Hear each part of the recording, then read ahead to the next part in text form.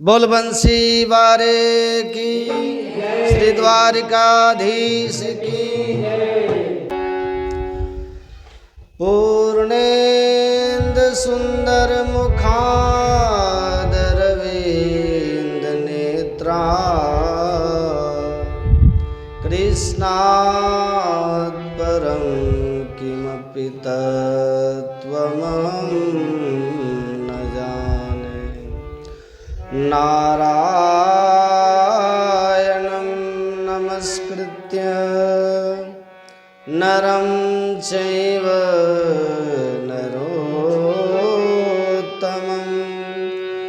देवीं सरस्वती व्यासं ततो जयमुदीरये। सीतानाथ समारम्भां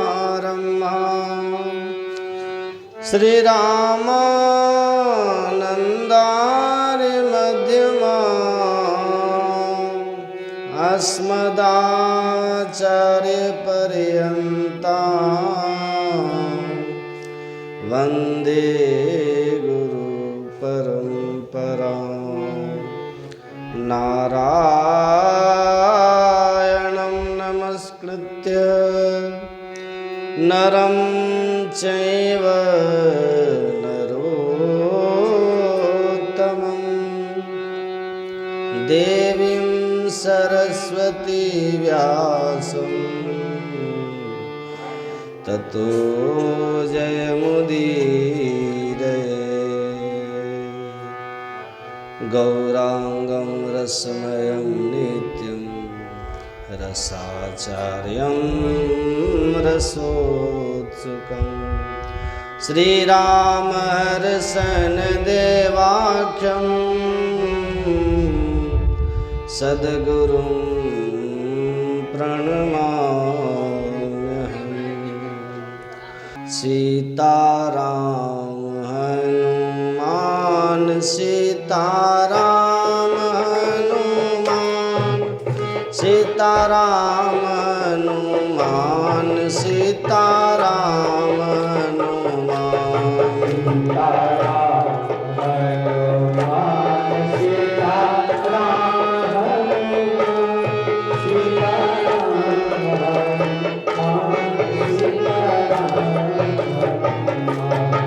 सीताराम हनुमान सीताराम हनुमान, सीताराम हनुमान सीताराम सीताराम हनुमान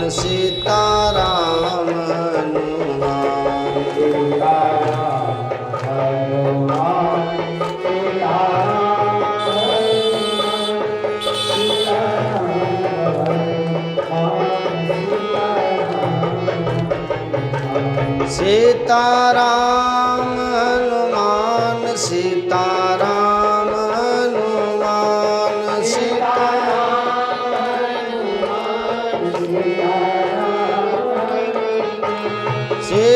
सीताराम हनुमान सीताराम हनुमान,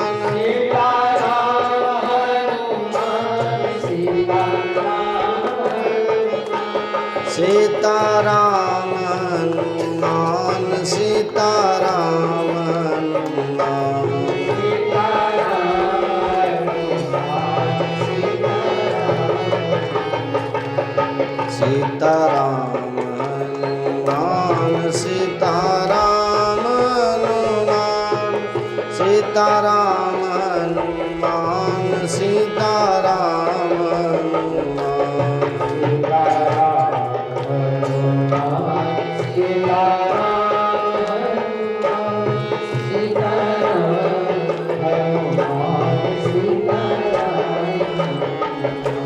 सीताराम हनुमान सीताराम हनुमान,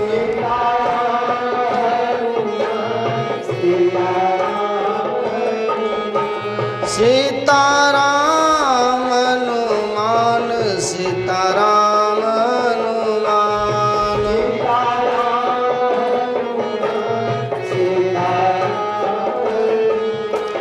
सीताराम हनुमान सीताराम हनुमान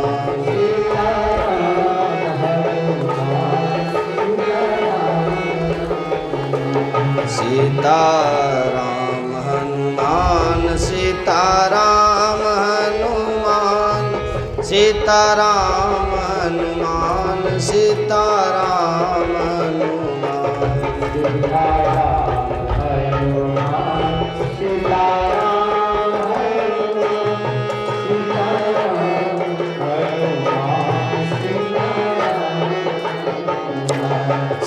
सीताराम हनुमान सीताराम हनुमान सीताराम हनुमान सीताराम सीताराम हनुमान सीताराम हनुमान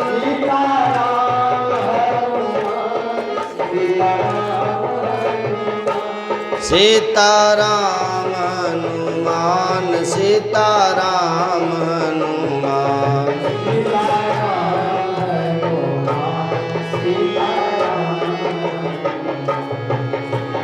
राम राम राम राम राम राम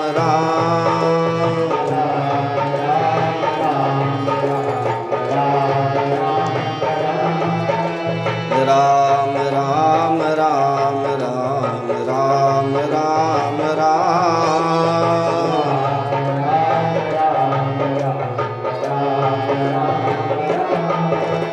हे नाथ भूलूं नहीं राम राम राम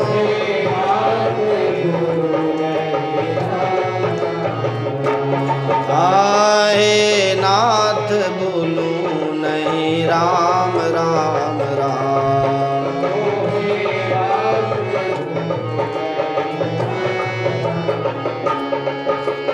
राम राम राम राम राम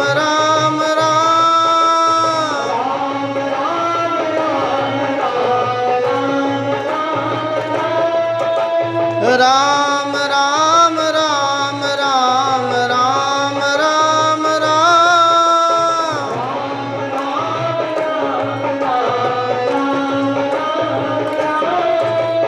हे नाथ बोलूं नहीं राम राम राम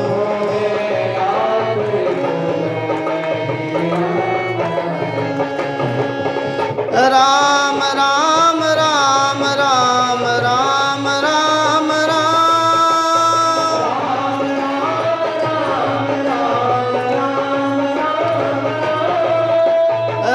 राम राम राम राम राम राम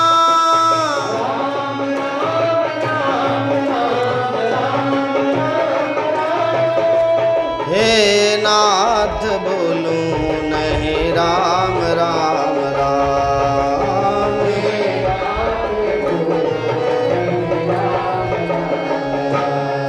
हरे कृष्णा कृष्ण कृष्ण हरे हरे हरे राम राम राम हरे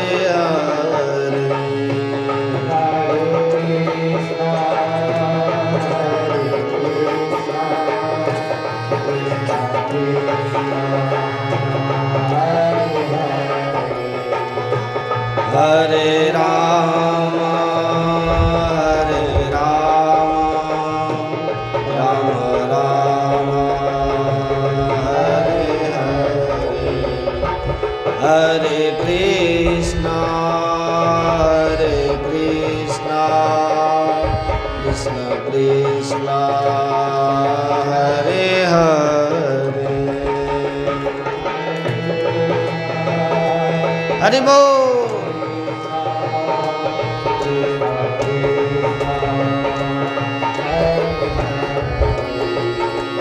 हरे राम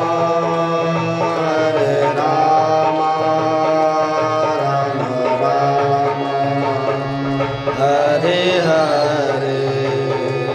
हरे कृष्णा कृष्णा कृष्णा हरे हरे, हरे राम राम राम हरे हरे, हरे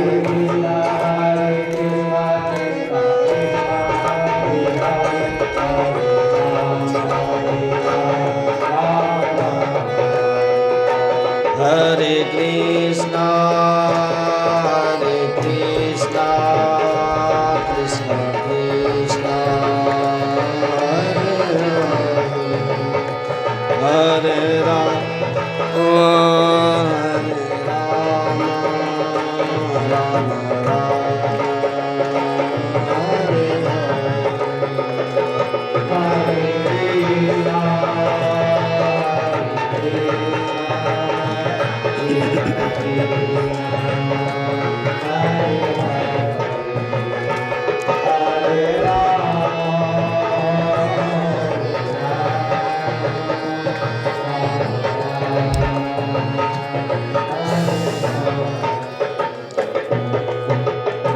बोल राधा कृष्ण भगवान की, श्याम सुंदर लाल की।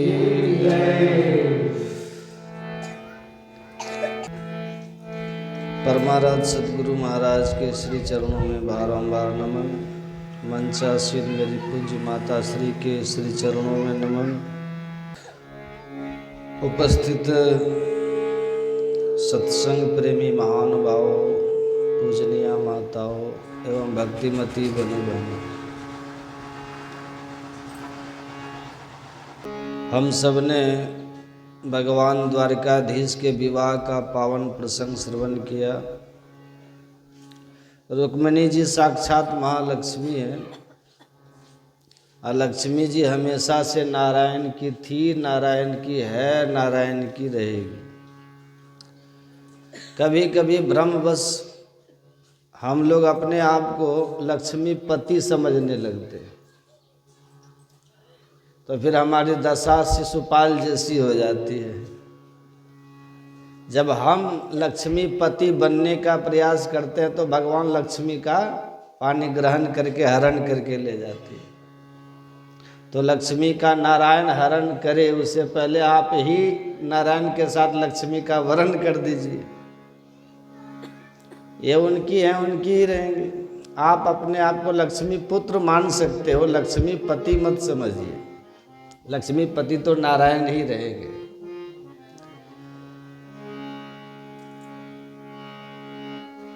ये जो यज्ञ होता है ना, ज्ञान यज्ञ, ये नारायण का स्वरूप है। यज्ञ नारायण कहते हैं। भगवान का एक यज्ञ रूप में अवतार हुआ है, जानते हैं कि नहीं? कहाँ? रुचि प्रजापति के द्वारा आकुति के गर्भ से भगवान यज्ञ नारायण अवतार लिए। तो यज्ञ नारायण का स्वरूप है। अब यज्ञ कोई ऐसे थोड़ी हो जाता है, बिना लक्ष्मी के थोड़ी होता है। तो आप यदि अपनी लक्ष्मी को नारायण की सेवार्थ लगाएंगे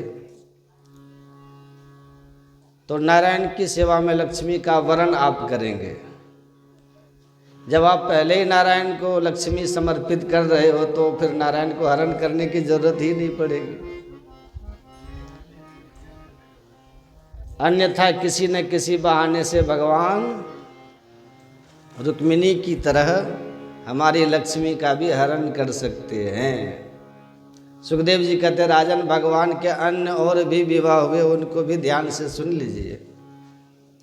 एक सत्राजित नाम के राजा ने भगवान पर सीमंतक मणि की चोरी का झूठा आरोप लगा दिया। भगवान मणि की खोज में निकले और खोजते खोजते जामवंत की गुफा में घुस गए। 27 दिन जामवंत जी से युद्ध हुआ। 28वें दिन जब जम की पिटाई करी भगवान ने, तब जामवंत जी हाथ जोड़ के बोले, प्रभु पहचान गया, आप ही मेरे राम जी हो। कैसे पहचाना? जब भगवान श्री राम जी का राज्याभिषेक हुआ अयोध्या में, तो भगवान ने सभी बानर भालुओं को बुला के कहा, भाई आप लोगों ने हमारी बहुत सहायता करी रावण पर विजय पाने के लिए, मांगो तुम लोगों को क्या चाहिए। भाई उस समय तो हम कुछ दे नहीं पाए, अब हम राजा बन गए, जो चाहो सो मांग लो। तो जिसने जो चाहा सो मांगा, भगवान ने दिया। पर जब जामवंत जी से पूछा आप क्या चाहते हैं, जामवंत जी बोले सरकार मन की बात बता दूं? बोले हाँ बताओ। बोले रावण से युद्ध करके हमको आनंद नहीं आया। क्यों भाई? बोले हमें आपकी टक्कर का कोई दिखा नहीं, अपनी टक्कर का जिससे दो दो हाथ तक करने में आनंद आया। मुझे मेरी टक्कर का कोई समझ में ही नहीं आया। हाँ, रावण थोड़ा सा ठीक लगा हमको, वो हमसे लड़ने लायक था, पर हमने उससे इसलिए युद्ध डायरेक्ट नहीं किया कि हमारे हाथों मर जाएगा तो आपको यश नहीं मिलेगा। रावण वध का यश तो आपको ही मिलना चाहिए, क्योंकि आपके बीच का झगड़ा है, इसलिए मैं उसे मारना नहीं चाहता था, सो लड़ा भी नहीं। और उसके अलावा हमें दूसरा कोई समझ में आया नहीं। भगवान बोले तुम कहना क्या चाह रहे हो? इतने बड़े राम रावण युद्ध में तुम्हें तुम्हारी टक्कर का कोई सूझा ही नहीं। इतिहास में जो राम रावण युद्ध कहा जाता है, वो उसकी उपमा में दूसरा कोई युद्ध हुआ ही नहीं। कोई कह सकता है कि आकाश कैसा होता है? आकाश का कोई उदाहरण आप किससे देंगे? आकाश आकाश जैसा ही होता है, उसकी कोई उपमा नहीं है। समुद्र कैसा होता है? बोले समुद्र जैसा ही होता है, सागर की उपमा किससे दे? है से राम रावण युद्ध कैसा हुआ? बोले राम रावण युद्ध जैसा ही हुआ, कोई उदाहरण नहीं। गगन गगनाकारम सागर सागरोपमा Ram Ravan your Yuddham Ram Ravan your एव, कोई उदाहरण नहीं जिससे तुलना की जाए। और उस समय इतने बड़े युद्ध में तुम्हें टक्कर का कोई नहीं सूझा। जामवंत जी बोले ना, तो अब क्या चाहते हो? बोले सरकार अब तो मन ये है कि आपने तो रावण को मार दिया, अब आपसे ही दो दो हाथ हमारी हो जाए, तब मन संतुष्ट होगा युद्ध करने में। क्योंकि जो हमारे टक्कर का था उस रावण को तो आपने जैसी आराम कर दिया, तो आपसे ही दो दो हाथ होगा, तब मन हमारा युद्ध में संतुष्ट होगा। तो भगवान मुस्कुरा के बोले देख भाई, तुम हमारे दल में रह करके रावण पर विजय प्राप्त करवाए, सेवक बन के सेवा किए, अब हम स्वामी सेवक आपस में लड़े, ये मर्यादा नहीं है। हम मर्यादा पुरुषोत्तम है, इसलिए ऐसा काम करेंगे ही नहीं। पर तुमने इच्छा प्रकट की है तो तुम्हारी इच्छा पूरी जरूर करेंगे, आज नहीं तो फिर कभी। तो आज भगवान ने कृष्णावतार में जामवंत जी की इच्छा थी पूरी कर दी। द्वंद युद्ध में जामवंत जी की गुफा का आपने दर्शन किया है? गुजरात में है। द्वारकाधीश के दर्शन करने जाओ तो पोरबंदर है एक शहर, जहाँ पर रमेश भाई ओझा का सांदीपनी गुरुकुल है। जामवंत गुफा में, वहाँ से 12 किलोमीटर दूर राना गांव नाम का कस्बा है, वहाँ से 3 किलोमीटर दूर जामवंत की गुफा है। अब प्रायः गुफाएं पहाड़ों में होती हैं, पर जामवंत जी की गुफा धरती के नीचे। बाहर खड़ा लंबा चौड़ा आश्रम है, आश्रम में एक कुआं है। आश्रम अब तो, पहले तो सीढ़ी नहीं थी, अब सीढ़ी बन गई। कुएं में सीढ़ी के द्वारा नीचे उतरो, फिर नीचे उतर के फिर गुफा में प्रवेश होता है। बहुत सुंदर दर्शनीय गुफा है। कभी द्वारकाधीश दर्शन करने जाओ तो वहाँ दर्शन करो। तो उस गुफा में घुसकर भगवान ने 27 दिन तक युद्ध करने के बाद 28वें दिन जामवंत जी से पहचान की। जामवंत जी ने कहा कैसे आना हुआ? भगवान बोले मणि तुम्हारे पास है और इसकी चोरी हमें लगाई जा रही है, तो इस मणि का भी पीछा करते करते आ गए। अब ये मणि हमें वापस करो। जामवंत जी बोले महाराज ये मणि तो हम अपनी बिटिया को दे दिए हैं, अब बेटी को दिया हुआ धन पिता नहीं लेते, पुत्री का धन हो गया ना।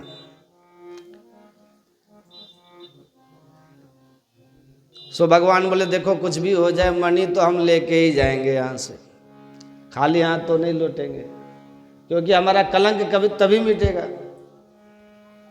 जामवंत जी बोले तो एक उपाय है प्रभु। क्या? आप हमारी बिटिया से विवाह कर लो, दहेज में हमसे मणि ले लो।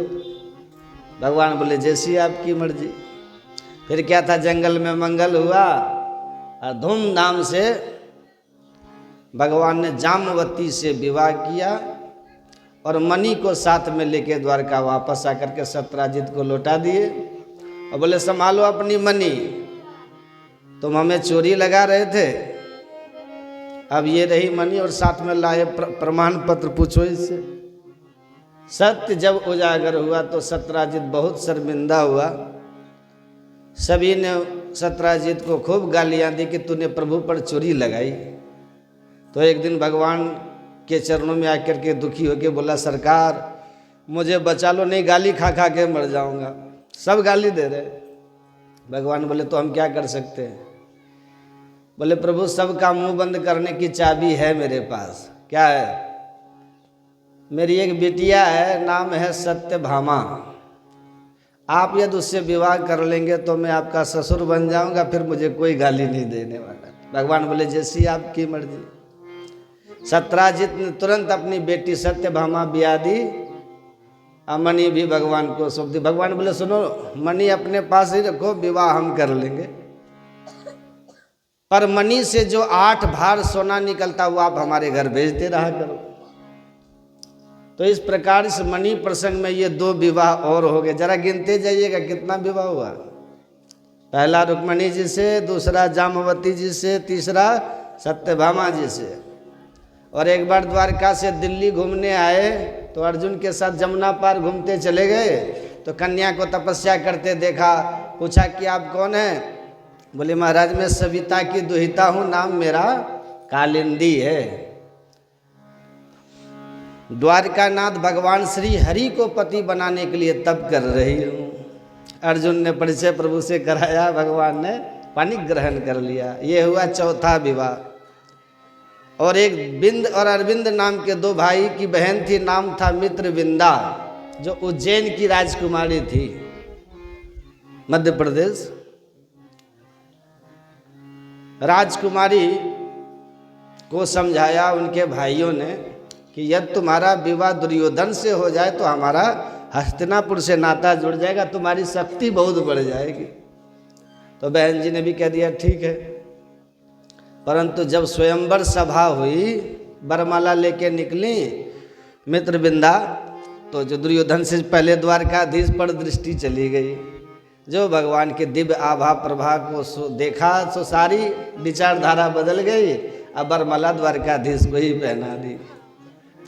अब भाइयों की भ्रकुटी तन गई। भगवान समझ गए यहाँ माहौल कुछ तना तनी का बन रहा है, तो तुरंत हाथ पकड़ के 9 2 11 हो गए। ऐसे हो गया ये भगवान का कौन सा विवाह हुआ? 5वां। गिनते जाइएगा। एक थे महाराज नग्नजित, कौशल नरेश। इन्होंने प्रतिज्ञा करी कि मेरे 7 बैलों को जो एक रस्सी में नाप देगा उसी को बेटी भी आऊँगा। बड़े बड़े वीर आए पर बैलों ने सबके हाथ पैर तोड़ के मार के भगाए। भगवान तो बचपन से गाय बैलों के साथ खेले खाए, 7 रूप बना के 7 बैलों को एक रस्सी में नाद करके दिखा दिया। और सत्या नाम की राजकुमारी से भगवान का ये 6ठा विवाह संपन्न हुआ। एक थी महारानी श्रुतकीर्ति, जो भगवान कृष्ण को अपना बेटा कहती थी, पर कहने से तो कोई बेटा नहीं बनेगा। तो उन्होंने क्या किया, अपनी बेटी भद्रा नाम की राजकुमारी का प्रभु से विवाह करके उन्हें दामाद बना लिया। बोले दामाद बेटा तो होता है। ऐसे हो गया ये 7वां विवाह। और एक बार चक्र में घूमती हुई मछली के नीचे प्रतिबिंब देख के भगवान ने लक्ष्य भेदन किया और लक्ष्मणा नाम की राजकुमारी से 8वां विवाह संपन्न हो गया। 8 विवाह तो ऐसे अलग अलग किए, पर 16,100 विवाह एक ही मंडप में हुआ। इतनी राजकुमारियां कहाँ मिल गई महाराज? बोले एक नरकासुर नाम का दैत्य था, भूमि पुत्र होने से भौमासुर भी कहलाता था। इसने राजकन्याओं का हरण करके जेल में डालना चालू किया। तो इसके जेल खाने में 16,100 कन्याएं कैद हो गई। भगवान को जब पता चला तो उन कन्याओं को मुक्ति दिलाने के लिए भगवान सभार्यो गरुडारूढ़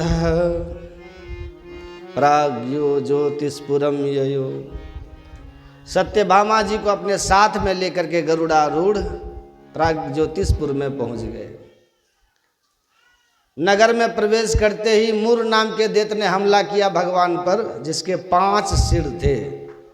भगवान ने सुदर्शन से उसका वध किया। मूर के अही बने इसलिए नाम मुरारी पड़ गया। बोल मुरारी भगवान। भौमासुर से भी भयंकर युद्ध भीतर घुस के किया और अकेले भगवान द्वारकानाथ ने सैन्य शक्ति के साथ भौमासुर का भी संहार कर दिया। और फिर बंदी गृह में कैद हुई कन्याओं को जाकर के मुक्त कर दिया। देवियों अब स्वतंत्र हो जाओ, जाओ अपने घर। कन्याएं भगवान का रूप सौंदर्य देख करके मुग्ध हो गईं और आत्मसमर्पण करती हुई बोली, प्रभु इतने दिन तक इसके जेल खाने में रहने के बाद अब कौन हमें अपनाएगा? हम कहाँ जाएं? जीने का कोई रास्ता हमको नहीं सूझ रहा है। भगवान बोले, देवियों जिसके सारे रास्ते बंद हो गए हों उसके लिए मेरे घर का दरवाज़ा खुला रहता है। तब तो सभी कन्याओं ने भगवान के चरणों में ही आत्मसमर्पण कर दिया और सभी ने एक स्वर में कह दिया, अरे जीवन है तेरे हवाले मुररिया वाले, जीवन है तेरे हवाले ओ मुररिया वाले। आप सबों से निवेदन है माता जी दोनों हाथ उठाते हुए प्रेम से गाइए, श्री सद्गुरु महाराज की। जीवन है तेरे, श्री सद्गुरु महाराज की जय, श्री सद्गुरु महाराज की जय, श्री सद्गुरु महाराज की जय, श्री सद्गुरु महाराज, श्री सद्गुरु महाराज की जय। बोल बंसी वारे की, श्री द्वारिकाधीश की। तो भगवान ने फिर एक मुहूर्त में सभी कन्याओं से विधिवत विवाह किया और सबको द्वारका में लाके दिव्य महलों का निर्माण करके निवास दिया। अब पूरे भगवान के विवाह कितने हो गए? 16,108। ये गोविंद के ठाठ। समय पा करके फिर प्रत्येक रानी से 10-10 बेटा हुए और एक एक बिटिया भई। अब भगवान के बच्चों की संख्या कितनी हो गई? घर में हिसाब कीजिएगा। 16,108 गुणित 10 बराबर 1,61,080। लगा लीजिए हिसाब। बोलिए श्री। 16,108 विवाह किए, अब प्रत्येक से 10-10 बेटा हुए, तो संख्या बच्चों की कितनी हो गई? 1,61,080। तो कितने इतने बच्चे हुए। फिर बच्चे बड़े होने लगे, फिर बच्चों के विवाह होने लगे, फिर बच्चों के बच्चे होने लगे।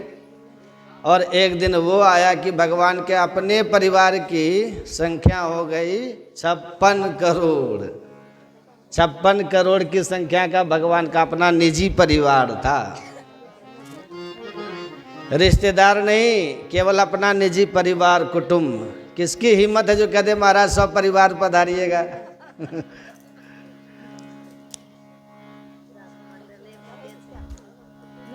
पर इतने बड़े परिवार के बीच में भी माधव मुस्कुराते हुए सदा मस्त रहते थे।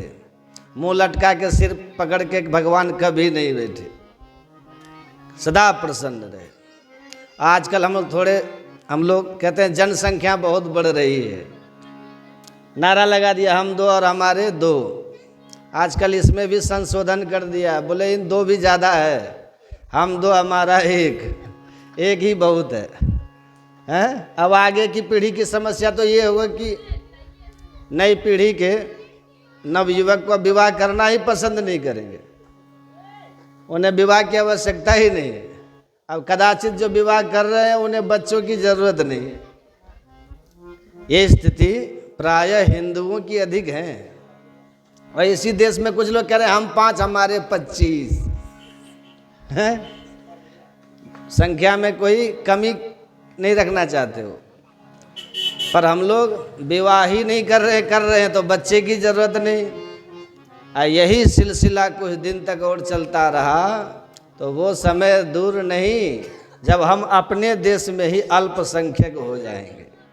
बहुत जगह हो चुके हैं, अब बहुत सी जगह से पलायन भी कर चुके हैं। याद रखिएगा, जब तक आप बहुसंख्यक हैं भारत में तभी तक आप सुरक्षित भी हैं। जिस दिन अल्पसंख्यक हो गए उस दिन आप यहाँ सुरक्षित भी नहीं रह पाओगे।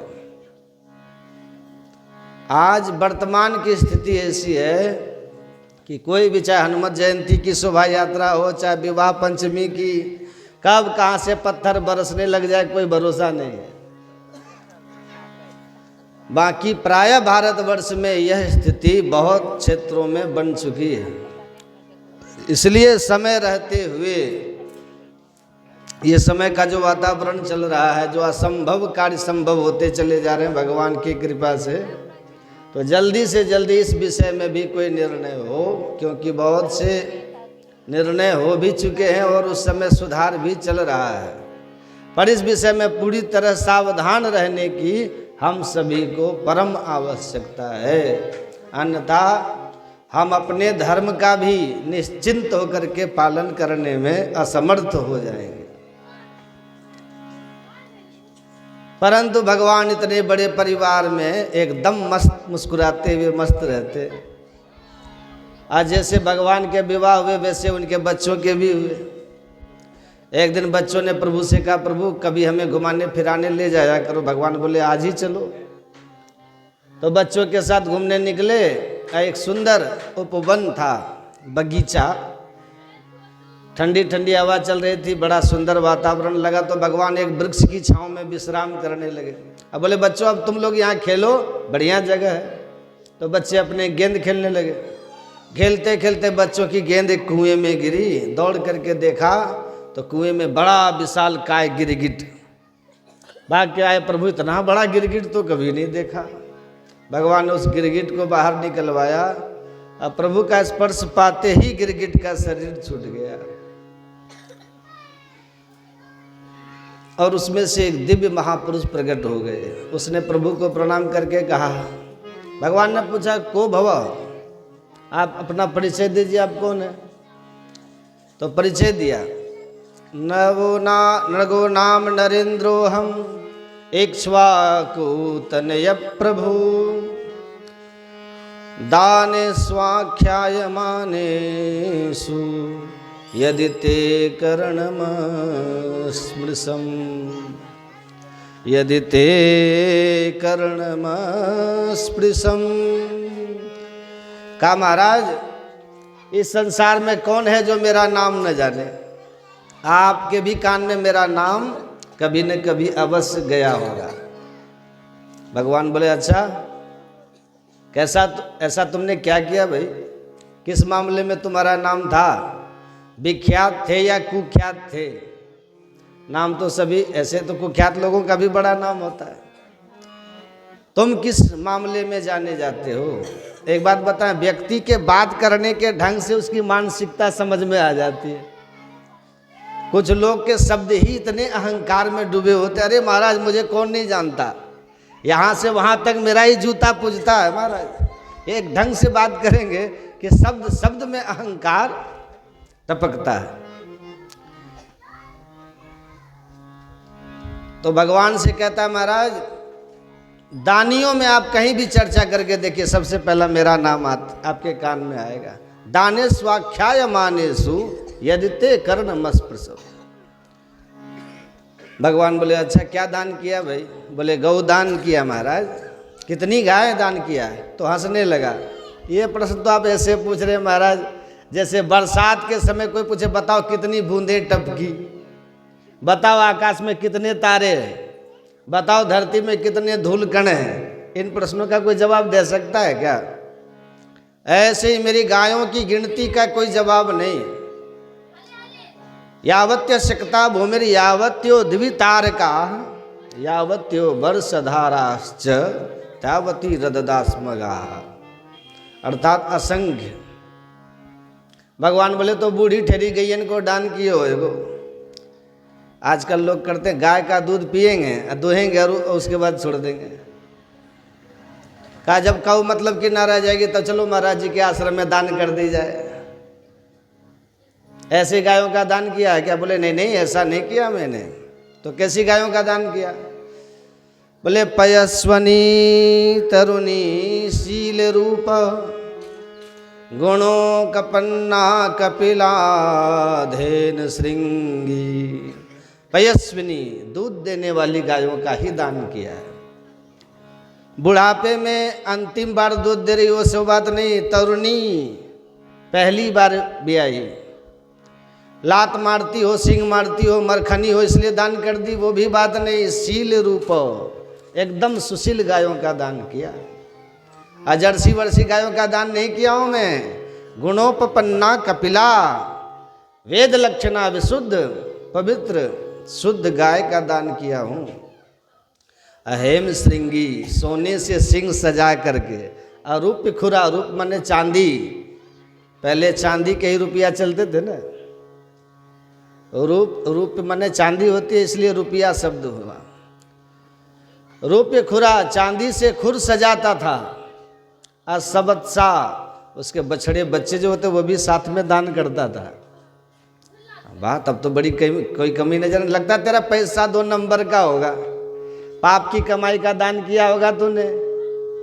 बोले नहीं नहीं ऐसा भी नहीं, न्यायार्जिता न्याय द्वारा अर्जित ईमानदारी के पवित्र धन का दान किया महाराज, मैंने कभी कोई बेईमानी नहीं करी।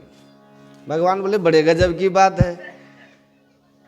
देख भाई बिना पाप के पतन नहीं होता, तूने कुछ तो पाप किया है तभी तू गिरगिट बना है। तब बोला हाँ सरकार किया नहीं था पर हो गया। क्या हो गया? बोले एक बड़े पवित्र ब्राह्मण थे जो किसी से दान लेते ही नहीं थे, केवल गौ सेवा करके उसका दूध पी के मस्त रहते थे, भजन करते थे। उस ब्राह्मण की वह गाय अचानक मेरी गायों के झुंड में मिल गई भागकर। मैं पहचाना नहीं, अपनी गाय समझ के मैंने ब्राह्मण की गाय को दूसरे ब्राह्मण को दान कर दिया। अब जो ब्राह्मण मुझसे दान में लेके जा रहा था गाय, वो गाय बड़ी सुंदर थी, ब्राह्मण की गाय। अब बड़ी प्रसन्नता से उसे मुझसे लेके जा रहा था दान में ब्राह्मण। जिसकी गाय थी वो बेचारा ढूंढता फिरा गैया कहाँ गई। अब वो दोनों आपस में टकरा गए, दोनों में झगड़ा हो गया। वो कहता है मेरी, वो कहता है मेरी, झगड़ा मेरे दरबार में आ गया। राजन आप फैसला करो। अब राजा का माथा घुमा कि महाराज आप दोनों ब्राह्मण देवता अपनी अपनी जगह सही हो, गलती मेरे से अनजाने में हो गई। पंडित जी आपके गाय मैंने अपनी समझ करके इनको दान कर दी। तो जिसकी गाय थी उस ब्राह्मण ने कहा अब तो बात समझ में आ गई तुम्हें, तुमसे गलती हुई। बोले हाँ, तो अब अपनी गलती सुधार लो, हमारी गैया हमें वापस लौटा दो। तो जिसको दान की थी उससे कहा ब्राह्मण देवता तुम ये गाय इनको वापस करो, हम तुम्हें दूसरी गैया दे देंगे। अब वो ब्राह्मण नाराज, क्योंकि गाय बड़ी प्यारी थी। उसने कहा सुनो राजन, दिया हुआ दान वापस लोगे आप? दान का मतलब समझते हो? स्वस्वत पूर्वकम परस्वत उत्पत्त्यनुकूलो व्यापारो दान। जिस वस्तु को देने के बाद अपना स्वामित्व सर्वथा समाप्त करके उसको समर्पित कर दिया उसे दान कहते हैं। आपने विधिवत संकल्प करके इसकी पूंछ मुझे पकड़ाई है, अब इसे वापस लेंगे आप? घोर नरक में जाओगे। अब राजा घबराया। दोनों अपनी अपनी बात पर अड़े हैं, गाय हमारी है। राजा को कोई निर्णय समझ में नहीं आया। सुरुष्ट होकर दोनों ही ब्राह्मण गाय छोड़ के वहां से चले गए। मरणोपरांत यमराज जी ने पूछा कि राजन आप बड़े पुण्यात्मा हैं, पर एक गलती तो आपसे हुई है, पर अनजाने में ही सही, पाप तो हुआ है। तो पहले पाप भोगोगे या पुण्य? क्या थोड़ा सा पाप है, बाकी पुण्य तो मेरे बहुत हैं। तो पहले इस पाप को ही भुगा दीजिए, फिर इकट्ठा पुण्य का आनंद लेंगे। बस महाराज इतना कहते ही मैं गिरगिट बन के गिर पड़ा। उस पाप के परिणाम। परंतु आज मुझे लगता है कि मेरे को सारे पुण्य फलीभूत हो गए, जो आप श्री कृष्ण के दर्शन मुझे मिल गए और आपके स्पर्श से मेरे सारे पाप साफ हो गए। अब मैं चलता हूँ, प्रणाम करके चला गया। भगवान ने अपने बच्चों को बैठा के वहीं समझाया कि बच्चों सुन लिया तुमने इसकी राम कहानी, जानबूझ करके नहीं, अनजाने में ब्राह्मण का धन इसने लिया तो गिरगिट बना। तो जानबूझ के जो किसी का धन खाएगा उसकी गति क्या होगी सोच लो। कुलम समूलम दहती ब्रह्मस्वारणि पावकः। ऐसे भगवान समय समय पर अपनी संतान को सावधान भी करते रहते थे, शिक्षा देते रहते थे। एक दिन दाऊ दादा बोले कन्हैया चलो, परसों की कह के वृंदावन से निकले थे, बरसों बीत गए, चलो चल के ब्रजवासियों से मिली, अबे होली का समय आ गया है। सो ब्रज की होली तो प्रसिद्ध है। अब ब्रज की होली में भी दाऊ जी की होली बड़ी खतरनाक है। दाऊ जी की होली कपड़ा फाड़ होली होती है। वहाँ कपड़े पहन के जाओगे तो सुरक्षित कपड़े नहीं आपके लौट पाएंगे, इतनी खतरनाक होली होती है, दाऊ जी की होती है। तो दाऊ जी को होली की याद आई, कन्हैया चलें। भगवान बोले दाऊ जी तो आपको याद आ रही है, आप हो जाओ, घुमाओ मिल आओ। दाऊ जी समझ गए ये नहीं जाने वाला है, ठीक है तो द्वारका तुम संभालो, हम चले अपने ब्रज। दाऊ जी आ गए वृंदावन। 2 महीने की गर्मी की छुट्टी लेके आए, चैत्र और बैसाख।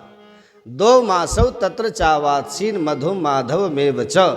मधु माधव मने चैत्र और बैसाख। 2 महीने का ग्रीष्म अवकाश लेके वृंदावन आए। अब ब्रजवासी उन्हें पा करके बड़े गदगद और प्रसन्नचित्त हुए। जब दाऊ जी के मन में जल विहार की इच्छा हुई तो बोले चलो जमुना जी को यहीं बुला लें, यमुने इधर आओ। जमुना जी ने कहा ऐसे बुलाने पर घर घर जाने लगी तो जमुना का हो गया कल्याण, मैं क्यों जाऊं, तुम आओ मेरे पास। सो दाऊ जी का मूड खराब हो गया। बलराम जी ने क्या किया, दुष्टा तूने मेरी आज्ञा की अवज्ञा की, आज तेरा अस्तित्व जगत से मिटा दूंगा। हल मूसल उठाया। द्वारकाधीश के कृषि मंत्री थे बलराम जी, हल मूसल हमेशा साथी चलता था उनका। हल से जमुना जी को खींचा, जमुना जी कांप गई, दिव्य रूप में प्रकट होकर के दाऊ जी के चरणों में प्रार्थना करने लगी, हे जगतपति, हे अनंत, हे महाबाहो, न जाने कब विक्रमम। आपके पराक्रम को मैं समझ नहीं पाई, मेरी धृष्टता को क्षमा करो। तब जाके दाऊ जी का कोप शांत हुआ। आज भी वृंदावन में जमुना जी टेढ़ी मेढ़ी बह करके बलराम जी के महान पराक्रम का परिचय दे रही है। जमुना जी को टेढ़ा कर दिया बलराम जी ने हल से। ऐसे महाबली थे बलराम जी। दुष्ट राजा जितना बलराम जी से घबराते थे उतना द्वारकाधीश से नहीं घबराते थे। राजाओं की ऐसी मानसिकता थी, ये कृष्ण तो भगोड़ा है, रण छोड़ है, इसका हल मूसल वाला भाई बहुत खतरनाक है, उससे बच के रहना भाई। एक पौंड्रक नाम का राजा था, उसको भगवान बनने का भूत सवार हो गया। जब भगवान श्री कृष्ण सशरीर इस धराधाम पर विराजमान थे तब भी डुप्लीकेट भगवान बनने की फिराक में थे और बन भी चुके थे। नाम था पौंड्रक, पौंड्रक वासुदेव। इसका मित्र था काशीराज। पौंड्रक ने कहा मेरा भी मन है मैं भगवान बन के पूजूं। काशीराज ने कहा तो बन जाओ, आजकल तो भगवान बन के पूजना बड़ा सरल काम है, मैं तेरे साथ में खड़ा हूं, मैं पुजवाऊंगा तुझे, मृत्यु हूं तेरा साथ दूंगा, तू भगवान बन के बैठ, मैं पुजारी बन के तेरे को पुजवाऊंगा, और जो चढ़ावा आएगा वो 50-50। अब मंजूर है, आधा तेरा आधा मेरा। तो दोनों के बीच में एक ठग बंधन हो गया। ये ठग बंधन पुराना, और ठग बंधन कहो या गठबंधन कहो, दोनों के बीच में समझौता हो गया कि जो चढ़ावा आएगा वो 50-50 होगा, तू भगवान मैं पुजारी। अब तो महाराज पौंड्रक ने भगवान बनने का पूरा रूप बना लिया। दो डुप्लीकेट फिट करवा लिया, शंख चक्र गदा पद्म बना लिया, गरुड़ भी बनवा लिया, खटका दबाते आकाश में उड़ के जाने लग गया। जैसे ही आकाश में उड़ता हुआ पौंड्रक आता था तो काशीराज उसके जय जयकार करके पुजवाता था, बोल पौंड्रक भगवान की। हे भोले भाले भक्तों की विचित्रता है, चाहे जिसकी जय बुलवा लो। तो पौंड्रक भगवान की भी जय जयकार होने लगी। भोले भाले भक्तों में। अब पूजा करने वाले भीड़ भी खूब आने लगे। इसलिए भारत में ऐसे ठग बंधन खूब फलते फूलते हैं। बस आपको पागल बनाना आना चाहिए। भोली भाली जनता को चाहे जैसे पागल बना लो। इतनी भीड़ आने लगी उनके पास, पौंडरक के दरबार में चकाचक चढ़ावा होने लगा। पौंडरक बोला काशीराज कमाल हो गया भाई, हमको इतना भरोसा नहीं था कि इतना माल मिलेगा। भगवान बनने में तो बड़ा चकाचक माल आ रहा है। पर पौंडरक काशीराज बोला मित्र अभी भी कमी है। अब क्या कमी है? अरे आधा माल तो द्वारकाधीश के पास जा रहा ना, वो भी तो भगवान है आजकल। अब मेरी बात मान, मैंने गुप्तचरों से पता लगवाया है, उसका हल मूसल वाला जो खतरनाक भाई है ना, वो 2 महीने की छुट्टी पर गया है वृंदावन घूमने। यही मौका तुम्हारे लिए सबसे बढ़िया है। वो महाडरपोक कृष्ण, बस तुझे लड़ना नहीं है, केवल एक धमकी भरा पत्र लिखना है और तेरा पत्र पढ़ते ही भाग लेगा वो। जैसे वो जरासंध के डर से मथुरा से भागा, तेरे डर से द्वारका से भी भाग जाएगा। यदि वो तेरे डर से भाग गया तो तेरा दबदबा पूरे विश्व पर होगा। एकमात्र धरती पर तू ही इकलौता भगवान होगा। ये चढ़ावा है ना, जस्ट दुगना हो जाएगा। बस बात जम गई। मूर्ख और संघ दूसरों के फूकने से ही बजते। इसके दिमाग में बैठ गई बात, तो धमकी भरा पत्र लिख करके दूत को भेज दिया द्वारका। दूत ने पत्र दिया, उद्धव जी ने आगे पढ़ के दिया। भगवान बोले पढ़ो। पढ़ते ही उद्धव जी खूब हंसे और बोले सरकार आप तो डुप्लीकेट निकल पड़े। क्या मतलब? बोले पत्र में यही लिखा है वासुदेवोऽवतीर्णो हम एक एव न चाबरः भूतानामनुकंपार्थम त्वं तु मिथ्याभिमान त्यज। हे कृष्ण, व्यापक ब्रह्म वासुदेव मैं हूँ जो जीवों पर कृपा करने के लिए धरती पर प्रकट हो चुका हूँ। तुम तो मिथ्या, तू झूठा है, इसलिए अपने को भगवान कहलाना बंद कर, मेरी शरण में आ जा। सुन के सारी सुधर्मा सभा हंस उठी और भगवान को भी हंसी आ गई। उस दुख से बोले जाओ अपने भगवान से कहना दूत को हम उनके दर्शन करने कल उन्हीं के घर आ रहे हैं। ठीक है सरकार। दूत गया, पौंडरक को सारी बात बताया। जैसे ही पौंडरक ने सुना उसकी धड़कन तेज हो गई। काशीराज को बुला के कहा क्यों रे मूर्ख, तूने कहाँ फंसा दिया मेरे को? तू कह रहा था वो डरपोक है भाग जाएगा, अरे वो तो मेरे से ही मिलने मेरे घर आ रहा है। अब मैं समझ गया वो मेरे को छोड़ने वाला नहीं। अच्छा भला पूज रहा था, खूब चकाचक माल छन रहा था, तेरी वजह से, तेरी मूर्खता के कारण मैंने उसे झगड़ा मोल ले लिया।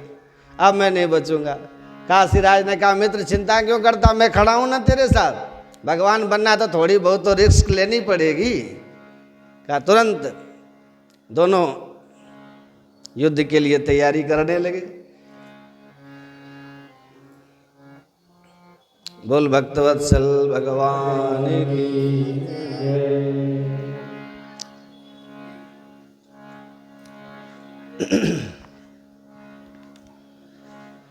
बोल बंसी वारे की जय।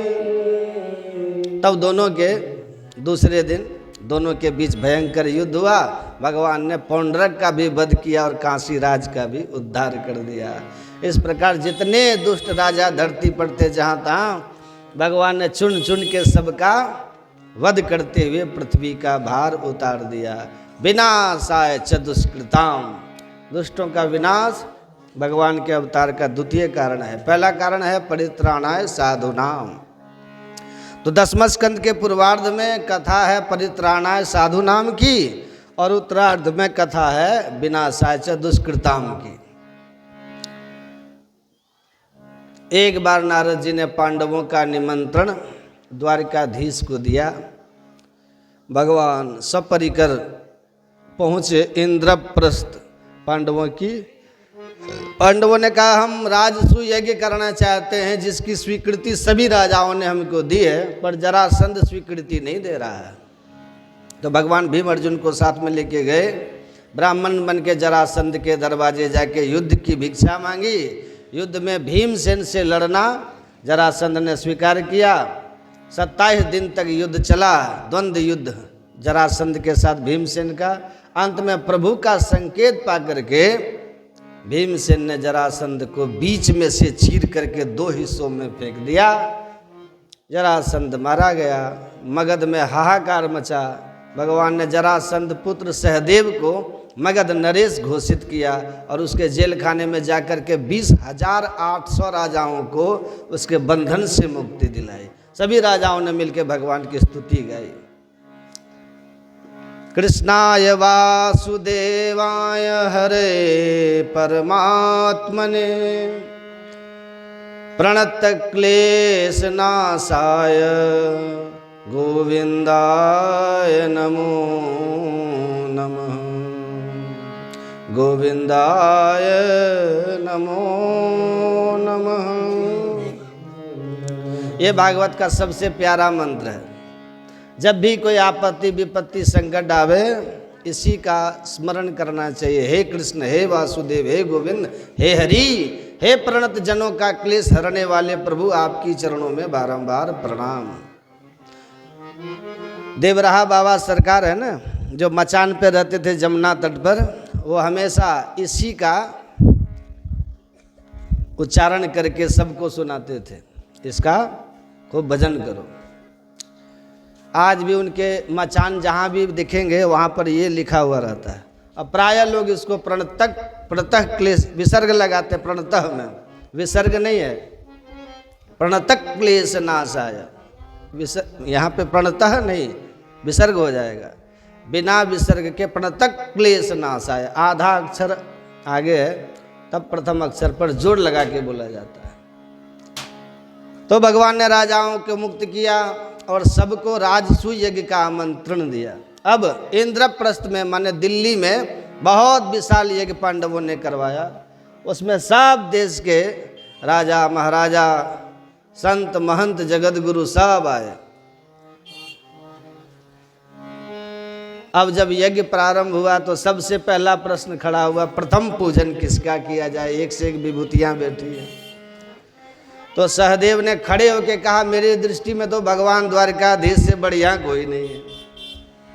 तो पितामह भीष्म ने खड़े होकर अनुमोदन किया, मैं भी इसका समर्थन करता हूँ, सच में कृष्ण जैसा कोई नहीं। तब तो करतल ध्वनि से सबने प्रस्ताव पारित कर दिया। और जैसे ही पांडवों ने हाथ पकड़ के प्रभु को बैठाया सिंहासन पर, सो उसी सभा में बैठा था शिशुपाल, उसके तन बदन में आग लग गई। एकदम तिल मिला के खड़ा हो गया। मन में सोचने लगा, ये वही श्रीमान जी हैं कि बारात लेके बैंड बाजा के साथ हम गए और दुल्हन लेके ये भाग गए। आज मेरा मौका, मैं भी छोड़ने वाला नहीं इसको। आज फिर खड़े होकर के जो गालियां दी, सहदेव बच्चा है और ये भीष्म बुढ़ा हो गया है, और तुम लोगों ने बिना विचार किए इस ग्वारिया को प्रथम पूजन का पात्र कैसे मान लिया। जब ऐसे शब्दों का प्रयोग किया तो पांडव तलवार तान के मारने को खड़े हो गए। दुष्ट हमारे घर में हमारे प्रभु का अपमान कर रहा है। जैसे ही पांडव प्रभु के पक्ष से लड़ने को तैयार हुए तो शिशुपाल के समर्थन में भी बहुत से राजा तलवार तान के खड़े हो गए। बोले नहीं, अभी व्यक्ति की आज़ादी मिलनी चाहिए। चेदी नरेश को सब अपनी बात कहने का अधिकार है। प्रभु समझ गए अब तो विश्व युद्ध छिड़ने वाला है। सारे विश्व की शक्तियाँ इस समय यहाँ बैठी हुई हैं। अब ये 2 भागों में बढ़ जाएंगे और महासंग्राम चालू हो जाएगा। सो भगवान ने अपने ही पक्षधर पांडवों को शांत करके बैठा दिया। सुनो सुनो भैया, वो आप लोग बैठ जाओ, ये कोई और नहीं, हमारे बुआ का लड़का है तो मेरा भैया है, तो फिर मेरा भाई है, तो जो भी कुछ निर्णय होगा हम दोनों भाइयों के बीच में होता रहेगा। हम दोनों के बीच द्विपक्षीय वार्ता होने दो, तीसरे पक्ष की हमें जरूरत नहीं, हम आप उसमें निपटेंगे आपस में। तो पांडव शांत बैठ गए। तो उधर शिशुपाल के भी समर्थक शांत होकर बैठ गए। पर शिशुपाल शांत नहीं रहा, वो गाली पर गाली देता गया और गोविंद खड़े खड़े सुनते गए और गिनते गए। जो 100 गाली पूरी हुई, भगवान बोले सावधान, मैंने बुआ को वचन दिया था तेरे 100 अपराध क्षमा करने का, वो मैंने निभा दिया है, अब आगे मत बोलना। ये कहाँ रुकने वाला था। जो 101 गाली हुई, सिरक सुरांत्र चक्रे न जहार पतितम मृपुः, एक झटके में सुदर्शन चक्र के द्वारा भगवान ने उसकी गर्दन उड़ा दी।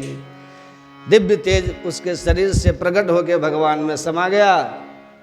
और जो शिशुपाल की हालत सारी सभा ने देखी, जितने दुष्ट राजा थे सब थर थर कांप गए, आपस में बोले गड़बड़ करेंगे तो यही हाल अपनी भी हो जाएगी। अब बोलो मत, जो हो रहा है होने दो, फिर बाद में देखेंगे। एक शब्द भी किसी राजा के मुंह से नहीं निकला कि ये तुमने क्या किया और क्यों किया। भगवान ने सारे विश्व को भारत का संदेश दिया, सनातन धर्म का संदेश दिया कि हम सनातन धर्मी सहिष्णु हैं और शांति प्रिय हैं। हमारा मूल मंत्र है सर्वे भवन्तु सुखिनः, सर्वे सन्तु निरामयाः। सारे संसार के जीव सुखी हो, निरोगी हो, निरोगी रहें, ये हमारी मूल भावना है। हम नारा लगाते हैं विश्व का कल्याण हो, केवल अपने कल्याण की बात नहीं करते, हम विश्व के कल्याण की भावना रखते हैं। पर हमारी इस सज्जनता को बहुत से लोग दुर्बलता समझने लगते हैं, हमारी कायरता समझने लगते हैं। और जब हमारी सज्जनता को कोई कायरता समझे तो हमारे ऋषियों ने एक दूसरा मंत्र भी सिखाया कि सठे साठ्यम समाचरेत।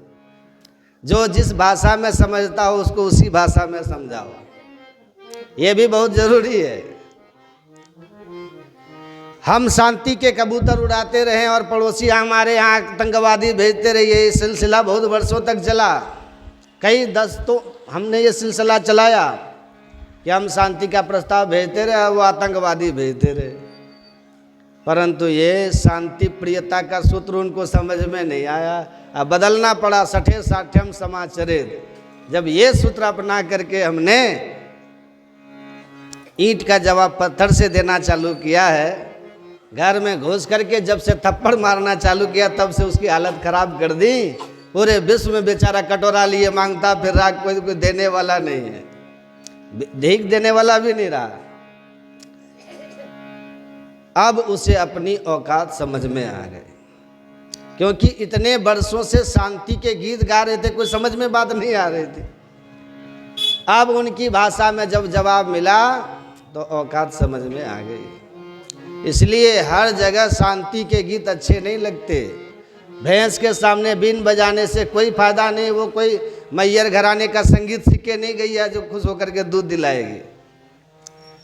उसको मारने की जरूरत नहीं, केवल लाठी हाथ में लेके खड़े हो जाओ, सही शांत हो जाएंगे, क्योंकि वो वही भाषा समझते हैं। मारने की जरूरत नहीं, केवल हाथ में होनी चाहिए लाठी। इसलिए समय पर यदि आपने सही जवाब नहीं दिया तो आप शक्तिशाली होते हुए भी कायर सिद्ध हो जाएंगे। और जब से हमने समय पर शक्ति का प्रयोग करना सीख लिया है, तब से बड़े बड़े शक्तिशाली देशों को भी अपना कदम पीछे हटाने के लिए विवश कर दिया है। वो भी एक क्षण को लड़ने के लिए 10 बार सोचने के लिए बाध्य हो गए। युद्ध किए बिना अपनी शक्ति का समय पर प्रयोग करो। युद्ध के उन्माद की आवश्यकता नहीं है, युद्ध से किसी देश का भला नहीं होता। जहाँ जहाँ जिन देशों में युद्ध हो उनके दुष्परिणाम देख सकते हैं आप। पर युद्ध न चाहने का मतलब ये नहीं है कि आप कायर बन करके मौनी बाबा बन के शांत बैठे रहो। आप जितना शांत रहोगे उतना ही आपको सताया जाएगा। जो देश हमारे टुकड़ों पे हमारे सहयोग से स्वतंत्र हो पाए थे, आज वो भी हमको आंख दिखाने लग गए थे। परंतु जब से हमने अपनी शक्ति का सही ढंग से उपयोग करना सीखा है, तब से सब लोग सावधान भी हो गए हैं। और इसलिए भगवान ने 100 गाली सुन के अपनी सहनशीलता का भरपूर परिचय दे दिया सारे विश्व को। कहा हम युद्ध नहीं चाहते, हम हिंसा नहीं चाहते, इसलिए 100 गाली सुन रहे हैं। पर गाली सुनने का मतलब ये नहीं है कि हम कायर हैं, कुछ कर नहीं सकते। एक शिशुपाल को निर्भीक होकर भगवान ने मृत्यु दंड दिया तो सारे उद्दंड राजाओं पर अपने आप ही अंकुश लग गया, सब मौन और शांत हो गए। किशोरी जी के विवाह में भी यही हुआ था। देश देश के भूपति नाना सब आए, परंतु जनक जी का प्रण पूरा कोई नहीं कर पाए। तोड़ना तो बहुत दूर की बात है, धनुष को हिला भी नहीं पाए, टर ही न टारा। परंतु राम जी ने सबकी नाक बचा लिया। धनुष को तोड़ करके सभी राजाओं की इज्जत बच गई। जनक जी ने तो स्पष्ट कह दिया था, तजौ आस निज निज गृह जाओ। जिसने निमंत्रण देके बुलाया वही अपने घर में तुमसे कह रहा कि जाओ अपने अपने घर को। इससे बुरी बेइज्जती और क्या हो सकती है। परंतु राम जी ने इज्जत बचा ली सबकी। तो राम जी का एहसान मानना चाहिए सबको कि हमारी नाक बच गई भैया। वो तो कहता कुछ नहीं, जैसे धनुष टूटा किशोरी जी ने वरमाला डाली सोई सबके आंखें तन गई। अब बड़बड़ाना चालू कर दिया, पकड़ लो इन दोनों बच्चों को, हमारे रहते जानकी जी को कौन अपना सकता है, कौन उसे विवाह कर सकता है। और जनक जी इनका साथ दे तो जनक जी को भी पकड़ लो, बांध लो।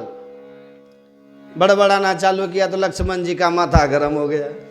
ये दुष्टों के हमने इज्जत बचाई, ऊपर से हमको ही आंख दिखा रहे हैं।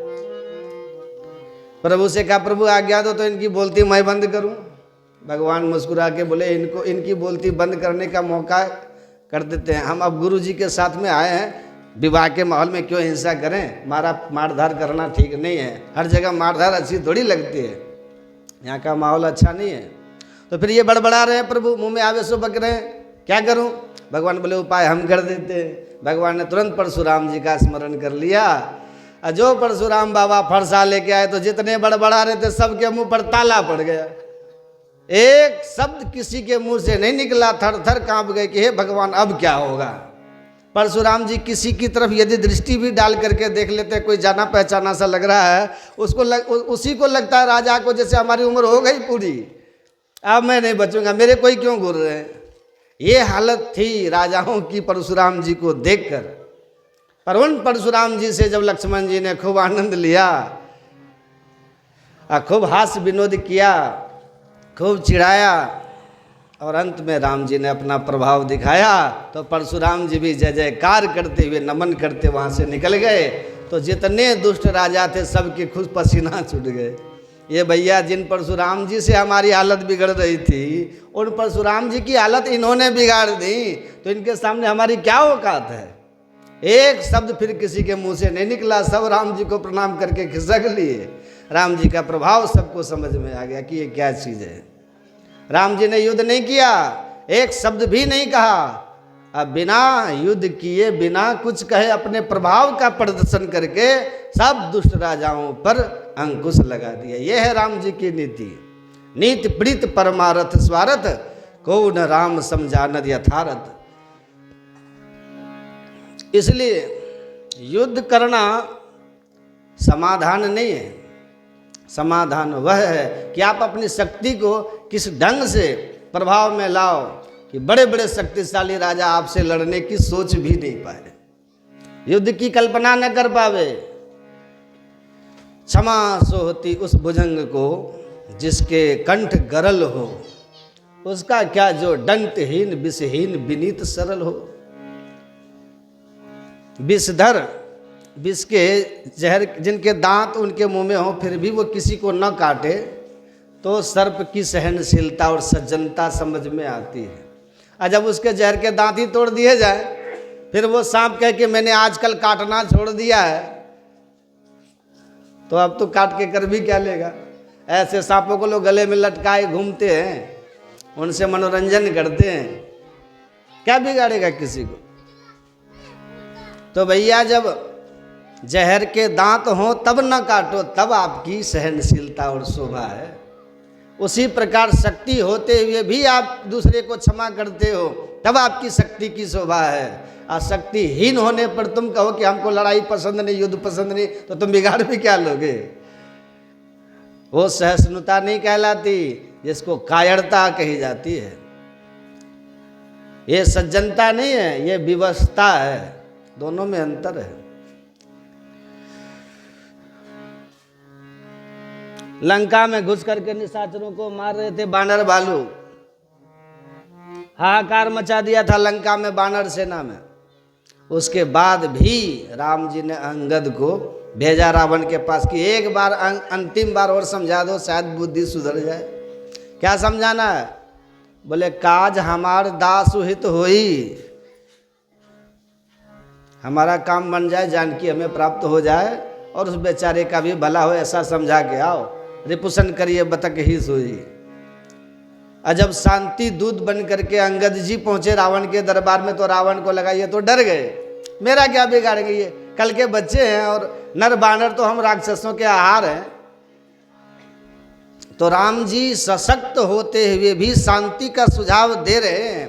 रावण उस शांति के सुझाव को कायरता समझ के हल्के में ले रहे हैं और ठुकरा दिया। अंत में उसका दुष्परिणाम भोगा कि नहीं।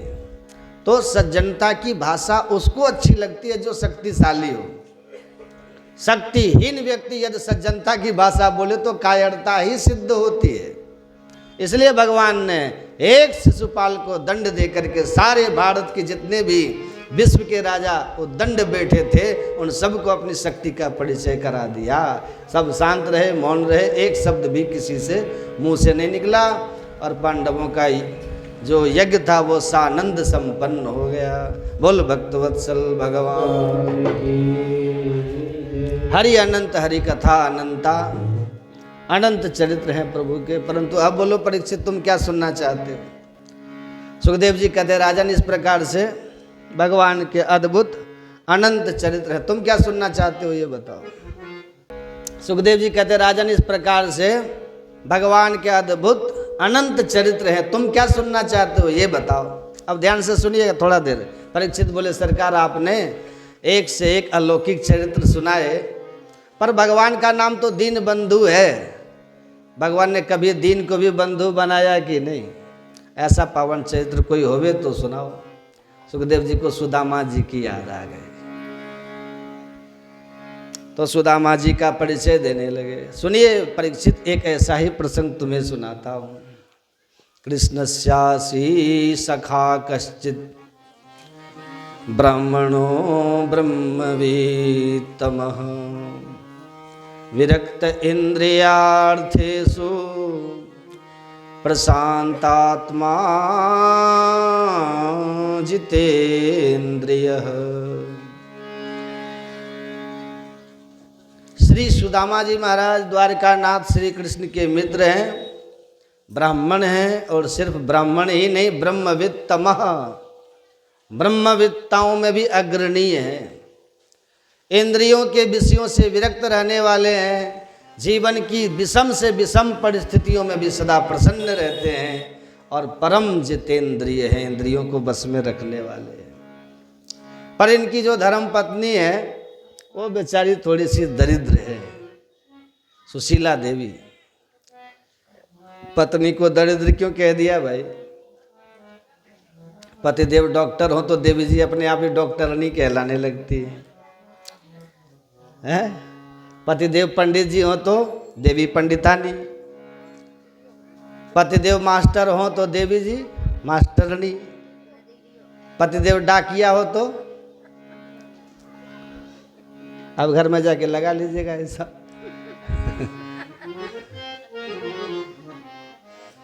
तो कहीं डिग्रियां ऐसी हैं जो पतिदेव के सहारे देवी जी को अपने आप मिल जाती हैं। पर यहाँ पर सुदामा जी को तो बड़ा लंबा चौड़ा विशेषताओं से विभूषित किया और सुशीला को दरिद्रा कह दिया। दरिद्रा सीदमाना स वेपमनाधिगम्य च। क्यों?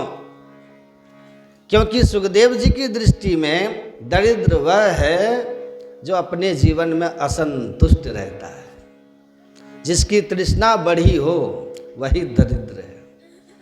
तो सुखदेव जी की दृष्टि में सुशीला दरिद्र इसलिए है क्योंकि उसके मन में धन की कामना बनी रहती है और सुदामा जी पर कुछ भी नहीं है और उन्हें चाहिए भी कुछ नहीं, चाहते भी कुछ नहीं। देखो भिखारी में और भिक्षुक में अंतर है। क्या अंतर है? भिक्षुक तो साधु होता है, साधु संत भिक्षुक कहलाते हैं। जब तीव्र भूख लगती है तो भिक्षा मांगने किसी दरवाजे पहुंचते, आवाज लग गई, जो मिल गया सो पा लिया, पा करके पेट भर गया, जैसी आराम मस्त, अब आगे नहीं चाहिए कुछ। आज भी वृंदावन में ऐसे साधु हैं जिनकी भिक्षा यदि आप कराना चाहें तो 1 साल पहले नंबर नहीं लगेगा, सालों साल भिक्षा बुक रहती है। आज की भिक्षा उनके यहाँ, आज की भिक्षा उनके यहाँ, तारीख के हिसाब से। लोग तरसते हैं कि इन महाराज जी की भिक्षा कराने का हमें सौभाग्य मिले। हर किसी के वो भिक्षा लेते भी नहीं, स्वीकार भी नहीं करते। पूछेंगे तुम्हारा कारोबार क्या है, क्या काम करते हो, यदि गलत काम करते हो तो आपकी भिक्षा स्वीकार ही नहीं करेंगे।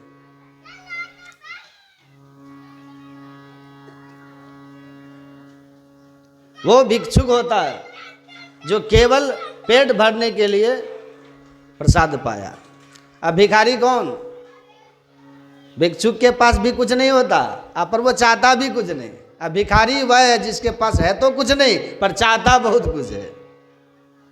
दुनिया से, धनवानों से आशा जोड़ करके उनके पीछे पीछे भागता रहता है। बाबूजी, तो धन की तृष्णा जिसके भीतर भरी है और धन के पीछे जो श्रीमदांधों के पीछे आशान्वित होके भाग रहा है, वो भिखारी है। अब भिक्षुक वह है जिसके पास कुछ नहीं है किंतु वो चाहता भी कुछ नहीं, वो भिक्षुक है। तो सुदामा जी भिक्षुक हैं। प्रारब्ध से जो जहां से जैसे मिल जाए उसमें प्रसन्न है। ब्राह्मण के मूल प्रकृति संतोष की ही होती है।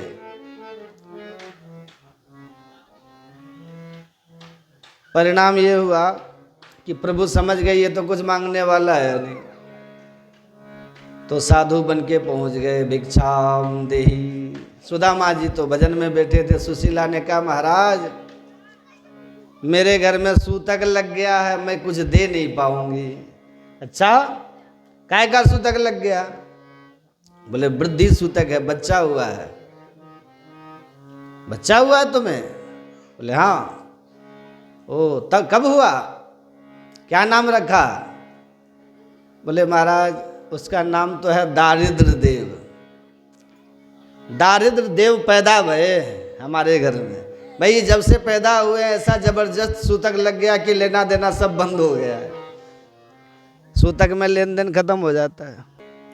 भैया जब से पैदा हुए ऐसा जबरदस्त सूतक लग गया कि लेना देना सब बंद हो गया। सूतक में लेन देन हो जाता है खत्म। ओ ये बात है, तो हमारे यहाँ दारिद्र पैदा हुआ है। देवी तुम्हारे पति तो सुदामा जी है ना, ये सुदामा जी का ही तो घर है ना। सुशीला हैरान हो गए, मेरे पति को भी कोई जानता है? क्योंकि दरिद्र को कौन जानता है, श्रीमानों को तो सभी जानते। एक दरिद्र देव कहते हैं कि ओ दारिद्रे नमस्तुभ्यम सिद्धोहम तत्प्रसाद कह पश्यामि जगत सर्वम नमाम प्यस्यति कश्चिन। हे दरिद्र देव तूने हमको सिद्धि प्रदान कर दी। कौन सी सिद्धि मिल गई? कि मैं सारी दुनिया को देख सकता हूं पर मुझे कोई नहीं देख सकता। ये सिद्धि दरिद्रता ने हमको प्रदान करी। दारिद्र को कोई देखता है? अब वो सबको देख सकता है। तो सुशीला हैरान हो गई, बोली आप जानते हो सुदामा जी को? उन्हें साधु बोला हम तब से जानते हैं जब से वो श्री कृष्ण के साथ पढ़ते थे गुरुकुल में, संदीपनी मुनि महाराज के यहाँ। अब तो और आश्चर्य हो गया, क्या कह रहे हैं आप? मेरे स्वामी जी द्वारकानाथ कृष्ण के साथ पढ़ते थे। बोले हाँ, तुम्हें बताया नहीं कभी? नहीं मुझे तो कभी सुनने में नहीं आया, ना उन्होंने चर्चा करी। अरे तो पूछ लेना, हम झूठ नहीं बोलते। और मेरी बात एक और सुन लो देवी जी, यदि तुमने अपने पति को द्वारकानाथ के पास भेज दिया तो हमेशा के लिए तुम्हारा दारिद्र घर छोड़ के भाग जाएगा। और यूँ कह के साधु तो चला गया। सुशीला स्तब्ध रह गई। सुदामा जी को प्रणाम करके जाके पूछ बैठी, महाराज ननु ब्रह्मण भगवत सखा साक्षात श्रीयपति ब्रह्मण्यश्च शरण्यश्च भगवान सात्वतक्षभ। स्वामी ऐसा सुना है कि द्वारकानाथ कृष्ण आपके मित्र हैं। हैरान हो गए सुदामा, अरे तुझे किसने बताया? बोले जिसने भी बताया, पर बात सही है कि नहीं ये बताओ। बोले देवी बात तो बिल्कुल सही है। बोले धन्य है प्रभु, आज तक आपने मुझे नहीं बताई ये बात। बोले देवी मैं किसी को नहीं बताता, क्योंकि जिसे बताऊंगा कोई विश्वास ही नहीं करेगा। कहाँ हम कहाँ वो, इस किसी को कहूंगा मेरे को पागल कहेंगे, तो कहेगा। तो महाराज कोई विश्वास करे ना करे, पर मैं तो आप पे विश्वास करती हूँ, मुझे तो बताते कम से कम। खैर जो हुआ सो हुआ, छोड़ो। अब मेरा एक निवेदन सुन लो, आपको अपने मित्र का दर्शन करने द्वारका जाना है, और ये पक्की बात है, जाना पड़ेगा। और सुदामा जी के मन में तो और उमंग उठने लगी। बचपन का मित्र है, हम लोग साथ साथ पढ़ते थे, खेलते थे, इतने वर्षों बाद मिलेंगे, कितना आनंद आएगा। ब्राह्मणी खुद कह रही तो मौका बहुत जोरदार है, वैसे जाने नहीं देती, कहीं डर लगता है इसको। खुद कह रही है चले जाओ, तो मौका का फायदा उठाओ। अच्छा ठीक है ब्राह्मणी, वैसे तो मेरा मन नहीं था, तू कह रही तो चला जाऊंगा। खुद कह रही है चले जाओ, तो मौका का फायदा उठाओ। अच्छा ठीक है ब्राह्मणी, वैसे तो मेरा मन नहीं था, तू कह रही तो चला जाता हूँ। खुश हो गई सुशीला। कब जाओगे? कहा जब तू कहेगी, अभी चले जाओ, सुबह शीघ्रम। अच्छा तो ठीक है, मैं तो चला जाऊंगा, पर एक बात बता, वहाँ क्या लेके जाऊंगा? कृष्ण साधारण नहीं है, वो द्वारका का राजा है, द्वारकाधीश है। महापुरुषों के यहाँ खाली हाथ नहीं जाया करते, कुछ न कुछ लेके जाना चाहिए ना। सुशीला बोली रुके रुके, मैं कुछ प्रबंध करती हूँ। घर में तो कुछ था ही नहीं, अन्न का दाना नहीं था। सो भाग करके गई। या चित्वा चतुरो मुष्टीन प्राण पृथुक तंडुला चैलखंडेन तान बद्ध्वा भरत्रे तालाधुपायन। 4 ब्राह्मणियों के घर जाकर के एक एक मुट्ठी चावल मांग लाई, पुराने वस्त्र के टुकड़े में बांध करके सौंप दिया। महाराज यही तुच्छ भेंट है, और हमने सुना है ब्रह्मण्यश्च शरण्यश्च, श्री द्वारकाधीश बड़े ब्राह्मण संत भक्त हैं और शरणागत वत्सल भी है। आप यही भेंट दोगे, उसी में खुश हो जाएंगे, स्वीकार कर लेंगे, वो दीन बंधु कहलाते हैं। पर जब भी आप उनसे मिलो, मौका मिले ना, तो एक छोटी सी बात मेरी भी कह देना। क्या बोलना है? बोल। बोले बस इतना कहना, 1 मास 2 पाख में 2 एकादशी होए, सो प्रभु दीन दयाल ने नित्य प्रतिदिन ही मोहे। हे दीनबंधु, आपके सभी भक्त वैष्णव महीने में 2 बार एकादशी का व्रत करते हैं। अब मेरे ऊपर तो ऐसी कृपा है आपकी कि 12 मास लगभग घर में एकादशी ही बनी रहती है। थोड़े से शब्दों में सुशीला ने अपनी मनस्थिति का वर्णन कर दिया। सुदामा जी बोले हाँ हाँ, मौका मिलेगा तो तेरी बात भी कह दूंगा। और यूँ कह के चल दिए, बगल में पोटली दबाई लिए। चलते चलते बेचारे थक गए, तो किसी वृक्ष की छांव में थोड़ी देर के लिए सो गए। प्रभु ने ऐसी लीला रचाई, उठा के सुदामा जी को अपने दिव्य द्वारिका में ही सुलाई। प्रभु का सिद्धांत है, जो तू आवे 1 पग में आऊं पग 60। निद्रा भंग हुई, सुदामा जी जगे, चारों तरफ देखा, बड़े भव्य भव्य प्रासाद भवन देख करके बड़ा, अरे ये कौन सो शहर आ गए हो भाई। एक राहगीर को आते देखा तो पूछ दिया, भैया जी राम राम, बता सको यहाँ से द्वारका कितनी दूर होगी? राहगीर हंसने लगा, वाह ब्राह्मण देवता, द्वारका में खड़े होकर के पूछ रहे द्वारका कितनी दूर होगी? ये कैसा भी तुका प्रश्न है? तुम्हें ये द्वारका नजर नहीं आ रही है क्या? अरे भैया ये द्वारका है। बोले हाँ बाबा यही द्वारका है। गजब है गो भाई, हमें तो ऐसे लगे जैसे हम सपनों देख रहे हो। यदि ये द्वारका है तो ये बताओ मेरे कन्हैया कहाँ है? मैं बातें मिल भी आए हो। बाबा ये कन्हैया कौन है? बोल उनका कोई आता पता है तुम्हारे पास? एड्रेस है, सेक्टर नंबर, गली नंबर, मकान नंबर, मोहल्ले का नाम कुछ है पता तुम्हारे पास? सुदामा जी बोले मोई कछु ना है मालूम, इतना मालूम है यहाँ को राजा है वो।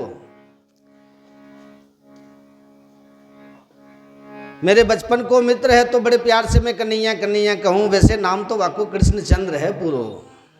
जब कृष्णचंद्र नाम सुना तो राहगीर आंखें फाड़ के देखने लगे। ए बाबा, मालूम है तुम किसका नाम ले रहे हो? वो हमारे महाराज हैं, सर्वेश्वर हैं, उनका नाम ऐसे कोई नहीं ले सकता यहाँ पर। उनका नाम बड़े अदब से विशेषणों के साथ मिलकर के लिया जाता। कैसे नाम लिया जाए भैया, बताया देने के। बोले श्री श्री 1008 श्री महाराजाधिराज द्वारकाधीश गोविंद प्रभृत पालक भगवान श्री कृष्णचंद्र जी महाराज। सुदामा जी तो घबरा गए, भगवान ये तो बड़ो लंबो चौड़ो नाम है भैया को। बचपन में तो कनुआ कनुआ कह देते। समय समय की बात है भाई। अच्छा भैया, अब तो बता देते रहो महाराज, हमें मिलेगो कहाँ? बोले बाबा चले जाओ, ये ऊंचे ऊंचे जो भव्य भवन दिख रहे हैं सब उन्हीं के तो हैं। इतने सारे के सारे महल? बोले हाँ, ये सब के सब उन्हीं के हैं। राहगीर तो कह के बता के चलता बना, पर सुदामा जी मन में थोड़े घबराए गए। भाई इतने सारे महल, इतनो बड़ो राजा, वो हमारो नाम वो भूल गए होगो तो पहचान पाएगो कि नहीं? चलो आ गए हैं तो एक बार मिलेंगे तो जरूर, जो होगा देखा जाएगा। हिम्मत करके रुक्मणी के महल में घुस गए। द्वारपालों ने स्वागत किया। ये विप्रदेव कहाँ से आगमन हुआ? परिचय। सुदामा जी बोले भैया अपने सखा से इतनो बताए, अपने महाराज से इतनो बताए दो कि वाकई एक सखा सुदामा ब्राह्मण मिलवे को आए। सखा शब्द सुन करके द्वारपाल हैरान हो गए। आप हमारे महाराज के मित्र हो? बोले हाँ भैया, बचपन के मित्र हैं। पूछ ले, मानेंगे तो मिलेंगे, नहीं मानेंगे तो खिसक लेंगे। ठीक है विराजो।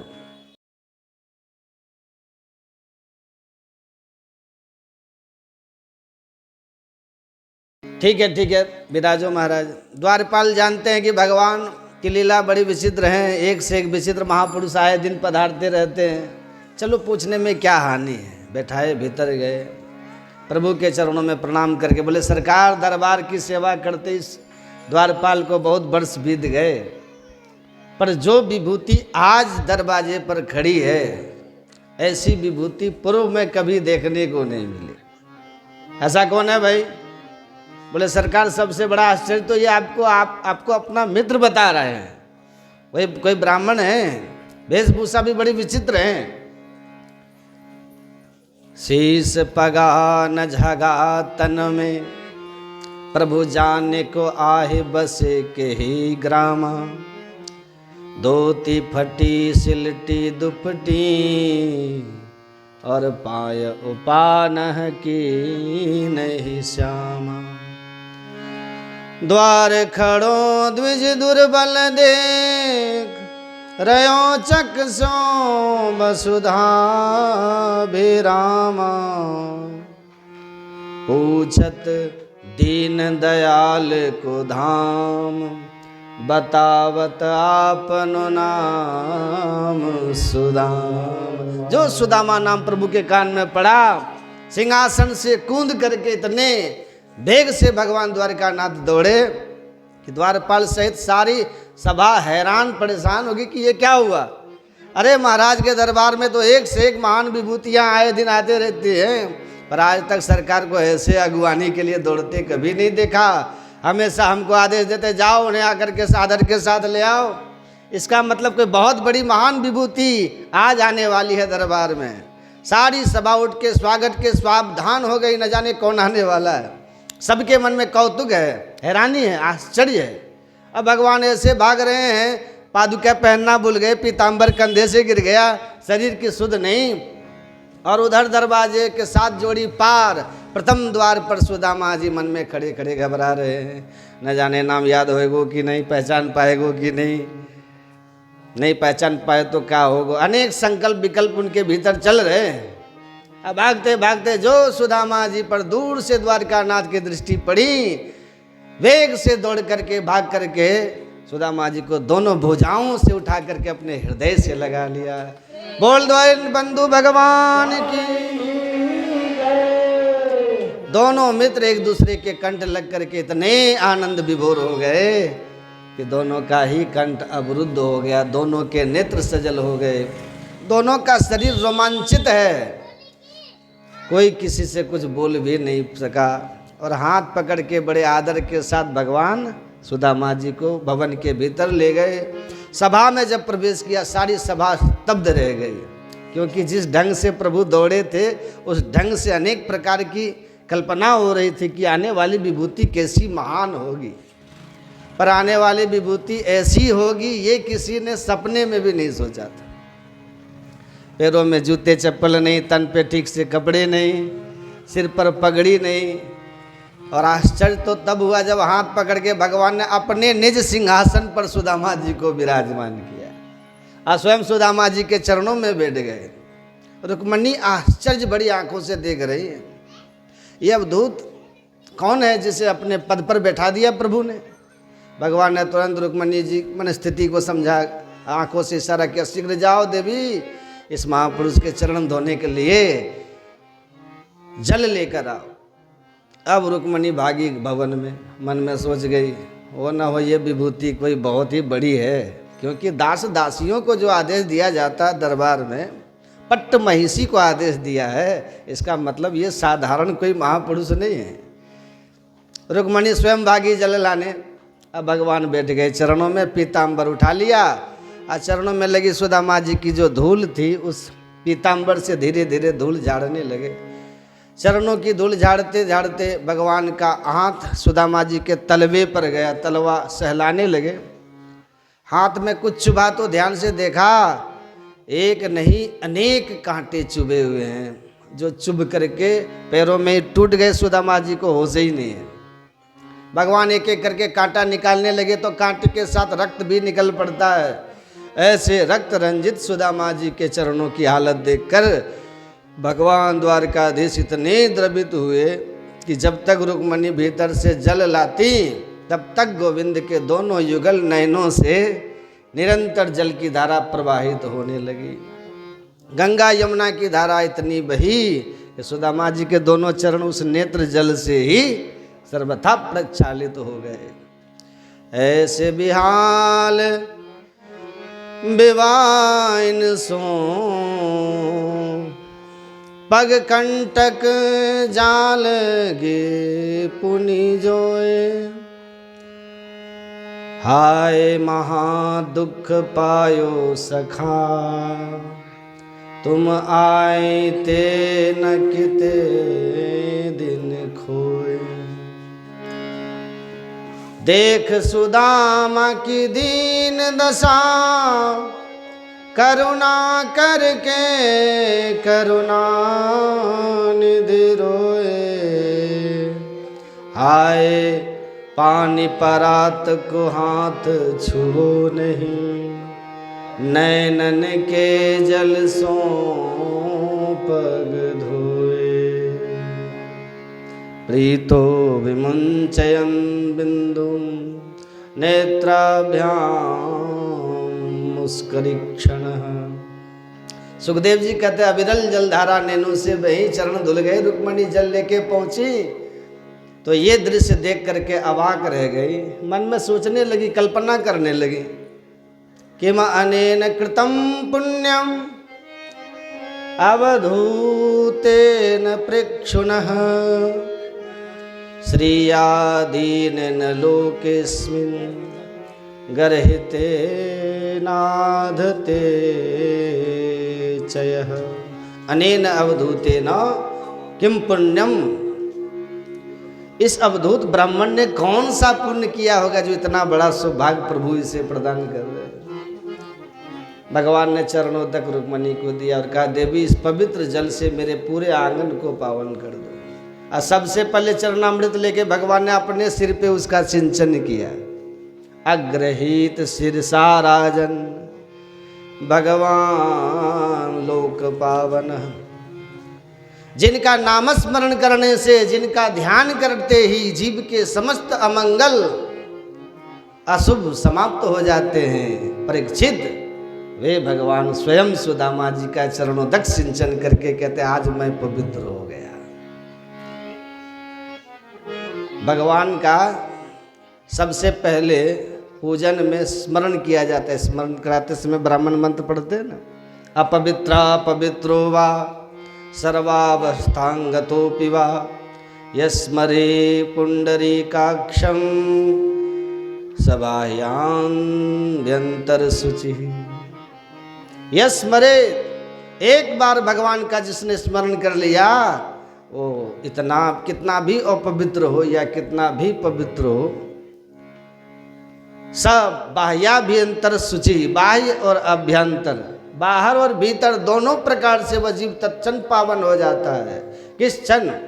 यस्मरेत पुंडरीकाक्ष, भगवान पुंडरीकाक्ष श्री कृष्ण कन्हैया का, नारायण का ध्यान किया, तुरंत पवित्र हो गया। भगवान का ध्यान जब करता है तो वह घड़ी, वो मुहूर्त, समय, ये तिथि सब पवित्र हो जाते हैं। तदेव लग्नम सुदिनम तदेव तारा बलम चंद्र बलम तदेव विद्या बलम दैव बलम तदेव लक्ष्मीपते तेम गृयो स्मराम।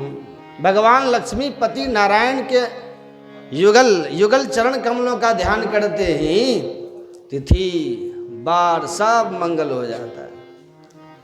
रुक्मणी श्रद्धा से चरणों तक लेके भीतर गई। भगवान को लगा सभा में सुदामा जी सकुचे से हमें बैठे हैं, तो हाथ पकड़ के भगवान के भीतर ले गए, स्नान कराए, नूतन वस्त्र पहनाए, दिव्य भोजन प्रसाद पवाए और निज सैया पर ले जा करके सुला दिया। जैसे सुदामा जी प्रभु की सैया पर लेटे दिव्य प्रेमानंद में डूब गए, तब भगवान स्वयं चरण दबाने लग गए। सुखदेव जी कहते परीक्षित कर लो दर्शन, कौन कहेगा सुदामा दरिद्र है। अरे जब रुक्मणी जी ने देखा मालिक चरण दबा रहे हैं तो मैं भी तो कुछ सेवा करूं, दौड़ के पंखा लेके आ गई, एक किनारे खड़ी होकर के सुदामा जी की हवा करने लगी। जिसकी लक्ष्मी स्वयं हवा कर रही हो और लक्ष्मी पति जिसके चरण पलोट रहे हो, दुनिया में उससे बड़ा धनवान और कौन हो सकता है। बोल दीन बंधु भगवान की जय, भक्त वत्सल भगवान की जय। भगवान ने बड़ा जोरदार सुदामा जी का स्वागत किया। अब भगवान ने देखा कि इतनी देर से सुदामा आया पर बोलता कुछ नहीं है। अरे बचपन का मित्र बुढ़ापे में मिले तो बुढ़ापे में भी बचपना लौट आता है भाई, बचपन की बातें याद आने लगती अनेक। तो भगवान ने छेड़ते हुए कहा, मित्र सुदामा एक बात पूछूं? हाँ पूछ भैया। बोले ये बताओ तुम्हारा विवाह हुआ कि नहीं। इस प्रश्न पर सुदामा मुस्कुरा के इशारे में बोले भैया कन्हैया या के अलावा पूछने की और कोई बात ना मिली। भगवान बोले इसलिए पूछना पड़ रहा कि तू बचपन से बाबा वैरागियों की ही बातें बहुत करते थे, कहीं बाबा जी तो नहीं बन गए। सुदामा जी बोले लाला विवाह तो है गए, तेरी भाभी को नाम है सुशीला, ब्राह्मणी जैसो नाम वैसो ही स्वभाव भी है, सुजीवन की गाड़ी आनंद से चल रही है। तू बता कन्हैया तेरो विवाह भयो कि ना है। भगवान बोले मेरी मत पूछो भाई, हम घर में बैठे हो तो सब बता देंगे, पर ये बताओ मित्र सुदामा तुमने चुपचाप विवाह कर लियो, मोको सूचना तक नहीं दी। सुदामा जी बोले अंधे कन्हैया तो बुलावो, कोई हंसी खेल है का। भगवान बोले जाने दो, जो हो गया सो हो गया, पर ये बताओ भाभी जी से कबो मेरी चर्चा करी कि ना है। सुदामा जी बोले साची बोलूं कन्हैया तेरी भाभी नहीं तेरे पास भेजो है। भगवान बोले ओ जब भाभी जी ने भेजा है तो मेरे लिए तो कुछ न कुछ जरूर भेजा होगा। अब सुदामा जी की धड़कन तेज हुई, भेजो तो है भैया, परंतु जो भेजो है वह तो देवे की हिम्मत ना पड़े हमें। 4 घर के टूटे फूटे चावल फटे पुराने धोती में बांध के भेज दिए। मैं दिखाऊंगा तो कहा सोचे को जन्म को दरिद्री कहाँ लेके आयो। तो पुटरिया और जोर से कस के छिपाई ली, दबाई ली। अरे कन्हैया हम पे कहा धर जो तेरे कुछ दे सके। भगवान बोले ऐसी बातें मत कियो कर, मित्रता में ये बातें अच्छी ना लगे, जो लाए हो सो दो, नहीं लाए तो मना कर दो। सुदामा जी बोले मना तो करते नहीं भैया, हम कछु ना लाए। हंस के भगवान बोले मित्र तुम्हारे बचपन की आदतें अभी ना ही सुधरी ना है। मतलब बोले याद है मित्र जब हम दोनों एक बार जंगल में समिधा लेने गए थे गुरुजी की आज्ञा से। सुदामा जी बोले हाँ हाँ लाला, वो मुझको कन्हैया सब एक एक बात याद आ गई। वादना समझा लेते लेते कितनो भयंकर पानी बरसो, दे पानी पानी बंदी ना होवे। तो हम दोनों मित्र वृक्ष के नीचे बैठ करके पानी रोकवे की प्रतीक्षा करवे लगे। अंधेरो है गए, रास्ता भटक गए, पूरी रात फिर वृक्ष के नीचे सर्दी में बिताई, वो रात में कबू ना भूल सकूं। भगवान बोले सब कुछ याद है, तब तो ये भी याद होगा कि रात भर सर्दी में दांत भी कितनी जोर से कटकटाए थे आपके। सुदामा जी समझ गई ये तो हमारी पोल पट्टी खोलवे वारो है। तुरंत प्रसंग बदल गए। अरे छोड़ छोड़ कर नहीं है इन बातन को, और विद्यार्थी के जीवन आनंद कछु और होवे भाई। भगवान बोले तो सच बताओ भाभी जी ने कछु ना भेजो। सुदामा जी बोले तो घुमा फिरा के फिर भाभी जी पे आ गए हो। भाई मना कर दे तो बार बार काय को पूछे हमसे। भगवान बोले मित्र ऐसो मालूम पड़े कि तुम हमारो स्वभाव भूल गए हो। एक बार दोबारा याद दिलाऊं। पत्रम पुष्पम फलम तोयम यो मे भक्त्या प्रयक्षति तदहम भक्त परहत मस्नामि प्रयतात्मनः। मित्र मैं पदार्थों का भूखा नहीं हूँ। पत्र हो, पुष्प हो, फल हो या जल हो, मैं ये नहीं देखता तुम कितनी कीमती चीज चढ़ा रहे हो। मैं तो ये देखता हूँ किस भाव से चढ़ा रहे हो। यो मैं भक्त्या प्रेक्षति, भक्ति भाव से दिया हुआ अनु अपि, तिनके के बराबर वस्तु भी मेरे लिए पर्याप्त है। संकोच न करो। सुदामा जी बोले तो लाख प्रवचन सुना दे, जब हम लाए कछु ना तो देंगे कहाँ से। भगवान बोले बड़े शर्मीले हो भाई। अच्छा ये बताओ, मैं बड़ी देर से देख रहा हूँ सुदामा तुम जब से आए हो ये हाथ चिपकाए क्यों बैठे हो? ये हाथ में कुछ बीमारी है क्या? सुदामा जी बोले लाला बीमारी कछु ना है, पैदल यात्रा लंबी चल के आए हैं तो हाथ पैर तो थोड़ा बहुत तो दर्द है ही जाए। भगवान बोले चलवे से पैर में दर्द तो है सके, हाथ में कैसे है भाई? हैं तो हाथ में यह दर्द है तो इतनी देर से फालतू में पैर दबाए रहे। लाओ हाथ हमें पकड़ाओ, 2 मिनट में तुम्हारो दर्द दूर भगाऊं। सुदामा जी बोले ए दीन बंधु मुझ पे दया कर, मेरे हाथ से हाथ मत लगाइयो, मैं बिल्कुल ठीक हूँ। भगवान बोले कछु है जा, दर्द तो हम दूर करके ही रहेंगे तुम्हारो। जबरदस्ती हाथ बढ़ा करके स्वयं जहार किदम इति पृथुक दंडुलाम, पोटली भगवान को दिखाई पड़ गई, एक झटके में खींच ली पकड़ के। सुदामा जी मुंह लटकाए रह गए और भगवान ने पोटली खोली।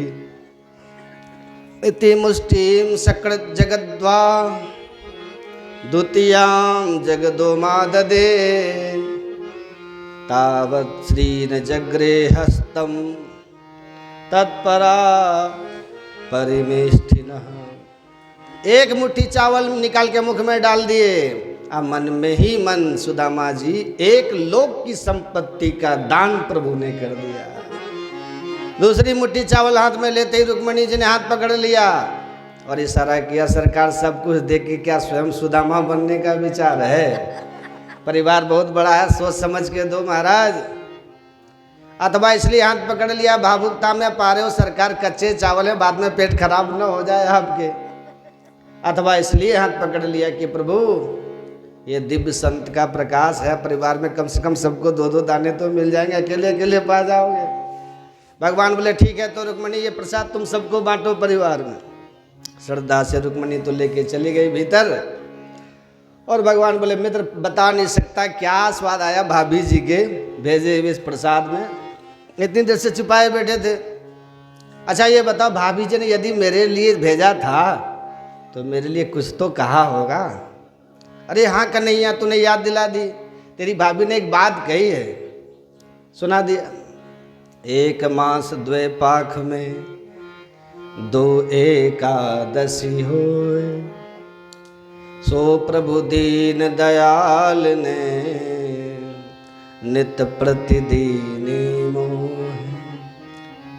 समझ गए प्रभु सुनकर और आंख बंद करके पल भर में प्रभु ने उत्तर पहुंचा दिया भाभी जी के पास। होनी थी सो है गई फिर नहीं ऐसी हो, भाभी तेरे भवन में नित्य द्वादशी हो। बोल दीन बंधु भगवान की क्या कर दिया कमाल, सुदामा जी को पता भी नहीं चला। सुदामा जी प्रसंग बदल के बोले कन्हैया तो मेरे घर की छोड़ो अपनी बोल। भगवान बोले पूछो क्या बताएं। बोले पहले ये बताओ तेरो विवाह भयो कि ना है। भगवान बोले अब बार बार विवाह की पूछ रहे, चलो तुम्हें मिलवा ही देते। हाँ भैया जरूर मिलेंगे। भगवान ने रुक्मणी को संकेत दिया सबसे कहो आशीर्वाद ले जाए। रानी पटरानियों को पता चला, भागी भागी आशीर्वाद लेने आई। सबसे पहले रुक्मणी किया प्रणाम महाराज दंडवत।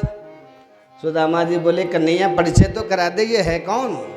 भगवान बोले यही है हमारी धर्म पत्नी जी। बोले ओहो सौभाग्यवती भव, पुत्रवती भव, पति प्रिया भव, ढेर सारे आशीर्वाद दे दिए।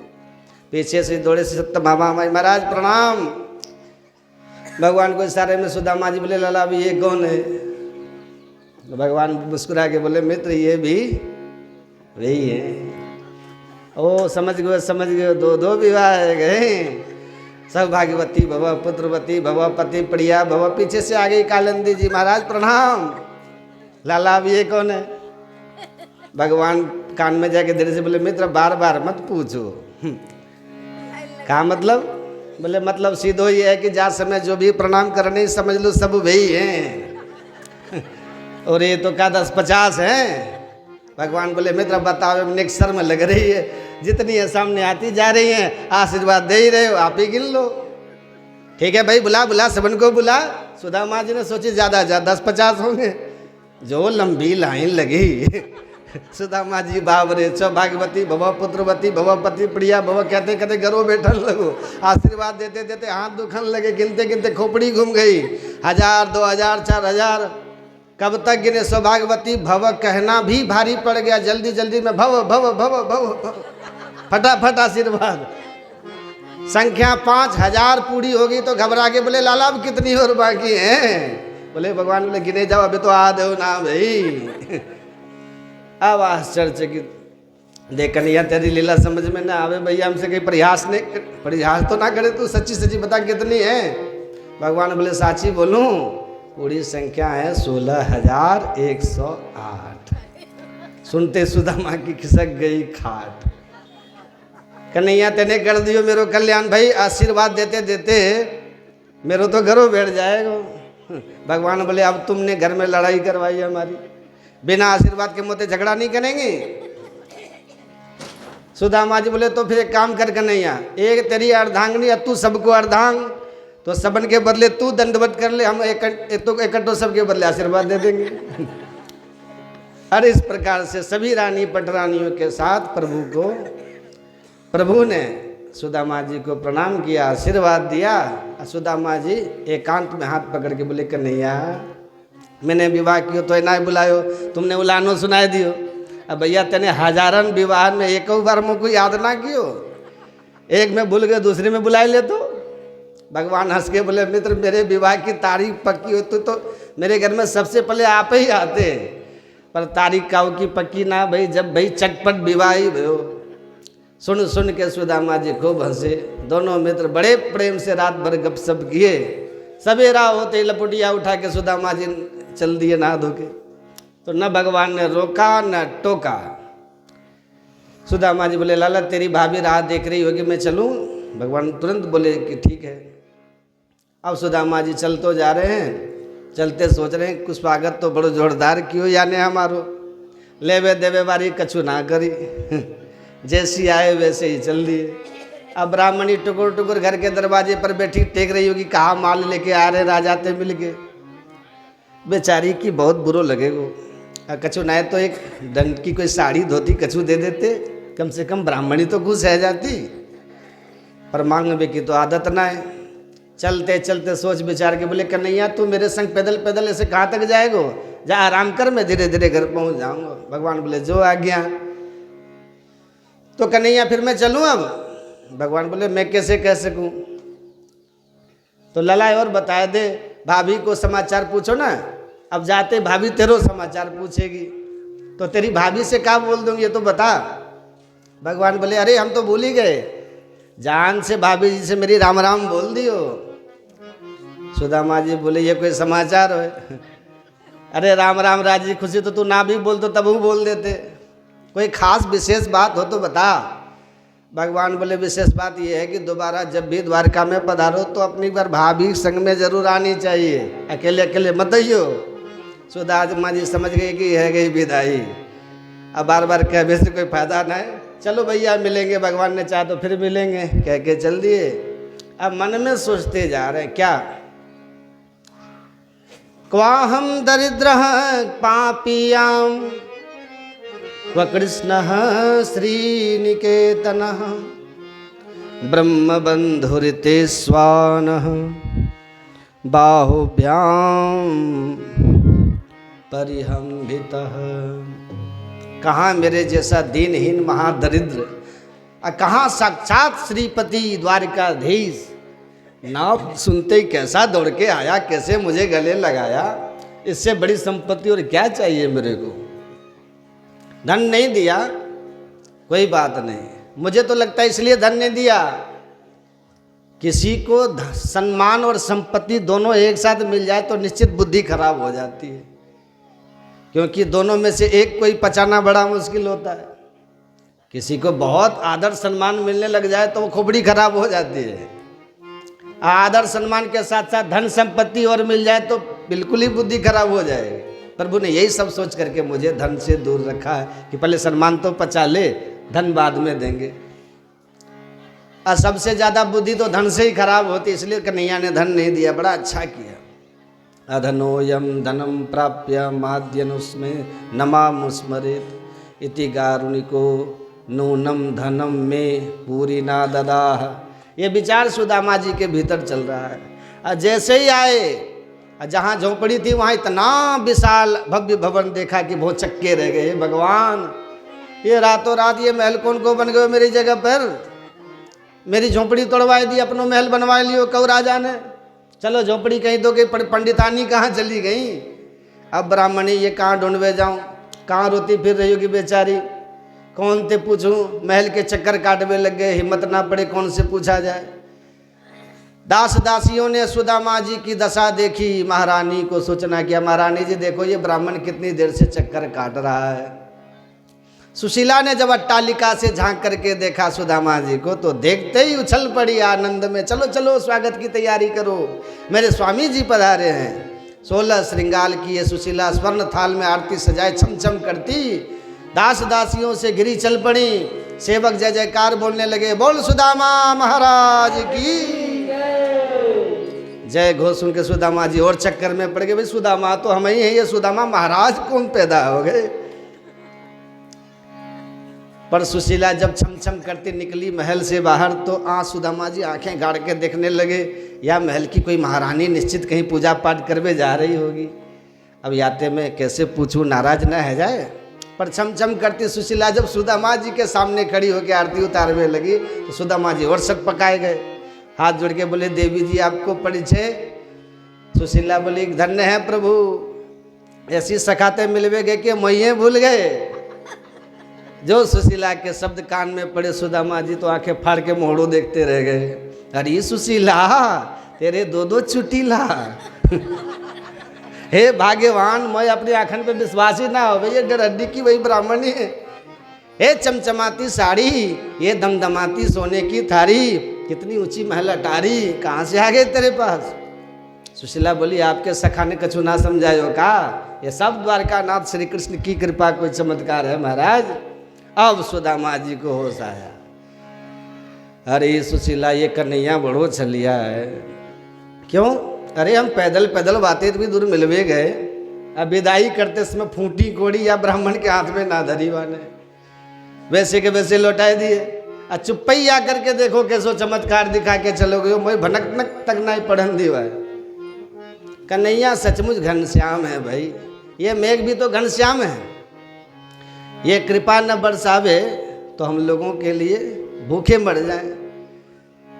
ये पानी नहीं बरसता, अमृत बरसता है मेघों के द्वारा, पर दिन में बरसे इसलिए हमको सबको दिखाई पड़ता है इतना पानी बरसा।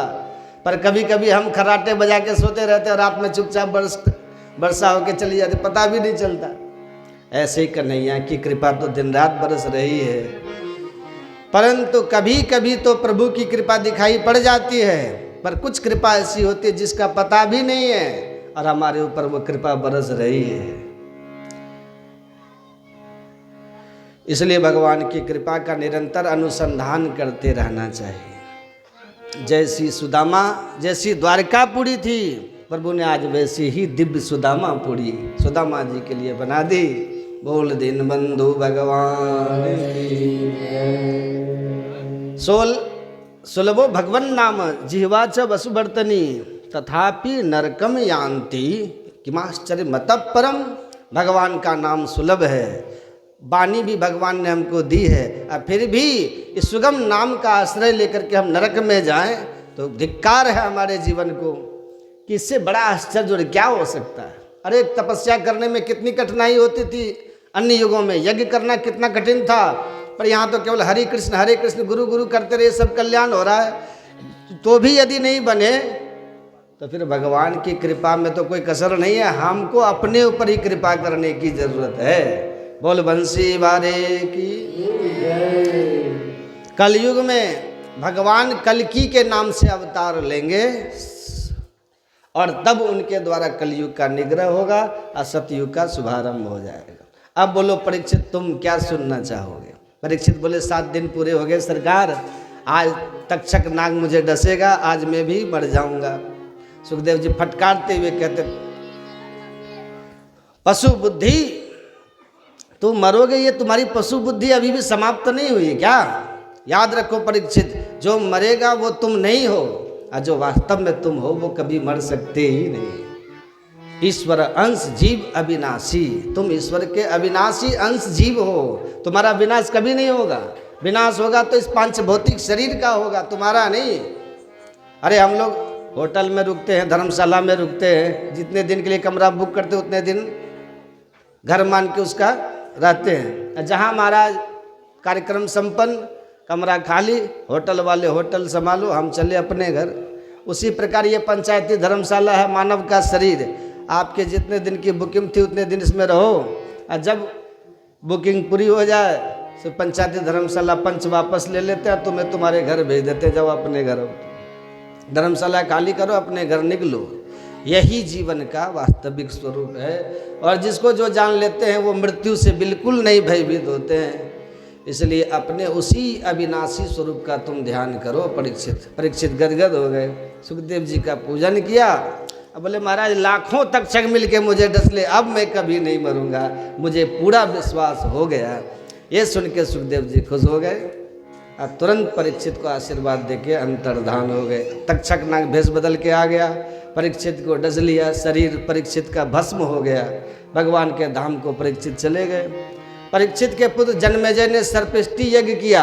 आस्तिक मुनि ने उस सर्पेष्टि यज्ञ को रोक के सर्पों की रक्षा की। सूत जी कहते हैं, सनकादि ऋषियों, इस प्रकार मैंने तुम्हें सुख परीक्षित संवाद के माध्यम से श्रीमद् भागवत संहिता का श्रवण कराया, जिसमें 18,000 श्लोक हैं, 335 अध्याय हैं और 12 स्कंद हैं, जो 7 दिन में सार रूप में आपने श्रवण की है। अब मैं अंतिम श्लोक भागवत का बोल रहा हूँ, आप भी मेरे साथ बोल करके प्रभु के चरणों में अपनी बात को समर्पित करेंगे। नाम संकीर्तनम यस्य सर्व पाप प्रणाशनम प्रणामो दुख शमनः तम नमामि हरिं परम। श्री हरे नमः। इस अंतिम श्लोक का भाव यह है कि जो प्रभु का नाम संकीर्तन जीव के सारे पापों को धो डालता है, ऐसे श्री हरि के चरणारविंद में हम सब मिलके बारंबार प्रणाम करते हैं। भगवान की मंगलमय कृपा से 7 दिन इस दिव्य श्रीमद् भागवत ज्ञान यज्ञ का आज निर्विघ्नता पूर्वक सानंद यहाँ कार्यक्रम संपन्न हो रहा है। हमारे प्रेम जी जो मुख्य श्रोता बन के विराजमान हुए, ये शिक्षक हैं, विद्वान भी हैं और कितने सरल सौम्य हैं, सात्विक हैं, जो कि अपना वैदुष अपना पांडित्य कभी भी 7 दिन में प्रकट नहीं होने दिया। कौन कहेगा ये शिक्षक हैं? बिल्कुल सौम्य मूर्ति, शांत मूर्ति, ऐसे हमारे मुख्य परीक्षित श्रोता के रूप में विराजमान हैं। और इन्होंने 7 दिन का कथा अपने धर्म पत्नी के आत्म कल्याणार्थ हम सबको ये आनंद इनके माध्यम से ही प्राप्त हो रहा है। तो इनको भी हम हृदय से व्यासपीठ से बारंबार आशीर्वाद देते हैं। भगवान इनके सकल मनोरथ सिद्ध करें और ऐसी शक्ति सामर्थ्य भगवान इन्हें प्रदान करें, इसी प्रकार से इस क्षेत्र में जागृति बनाए रखे और दिव्य ज्ञान की डंका इनके माध्यम से इसी प्रकार से यहाँ बाहर बहती रहे और आप लोग, हम लोग इसमें गोता लगा के सदा आनंद विभोर बने रहें। आप जितने श्रोता दूर दूर से आए हैं, आप सबको भी धन्यवाद देते हैं, क्योंकि जिस ढंग से आए बहुत कम जगह है, मेन रोड, फिर भी आप लोग इतनी कठिनाई से कहाँ से चल के ढूंढ के आए और आ कर के आप लोग यदि नहीं आए होते तो यज्ञ की शोभा कैसे होती। और ये हमारे प्रेम जी का व्यवहार और उनकी कुशलता है जो इन्होंने सबको बुलाया, सबको इस दिव्य लाभ से लाभान्वित किया। अतः हम समस्त पूरे परिवार को, इनके माता पिता, बंधु बांधव सबको बारंबार आशीर्वाद और प्रभु से प्रार्थना करते हैं इन सब को स्वस्थ और दीर्घायु प्रदान करें और इनके घर परिवार में सदा अपनी कृपा की बरसात बनाए रखें। इसलिए भगवान ने बड़ी कृपा बरसाई, इसी प्रकार कृपा बरसती रहे। इसी के साथ हम प्रेम जी को, इनके पिताजी को और अपने उद्गार 2 मिनट में कहूँगा, अपने भाव व्यक्त करें कुछ ही शब्दों में। तो हम अभी से विदाई लेते हैं, प्रणाम करते हुए सबसे निवेदन करेंगे कि आप लोग पहले इनके 2 शब्द सुनिए, उसके बाद हरिनाम संकीर्तन करके आरती प्रसाद लेते हुए हम लोग प्रस्थान करेंगे। बोल बंसी वारे की, श्री सद्गुरुदेव भगवान की, श्रीमद् भागवत महापुराण की। बोलिए प्रेम से श्री सद्गुरु महाराज।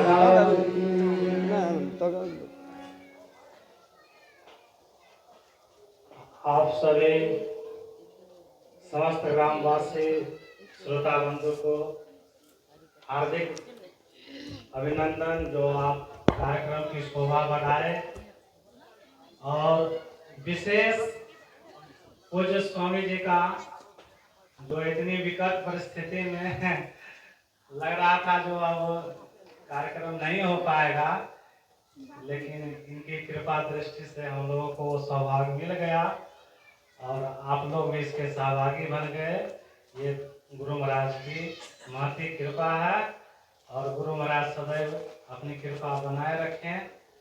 यही हम अपनी श्रद्धा सुमन स्वामी जी के चरणों में अर्पित करते हैं और गुरु महाराज से प्रार्थना करते हैं कि हे गुरुदेव, आप जितना हमको दिए हैं, जैसे भी समस्या है और उससे हम निकल पाएंगे और पुनः आपका इस ग्राम में बड़ी जोरदार तरीके से पुनः एक बार हम श्रोताओं के बीच आ पाएंगे और गुरु महाराज की कृपा बरसाएंगे, अपने प्रवचन व्यूज से हम लोगों को कृतार्थ करेंगे। यही आपके पावन चरण में वंदन करते हुए।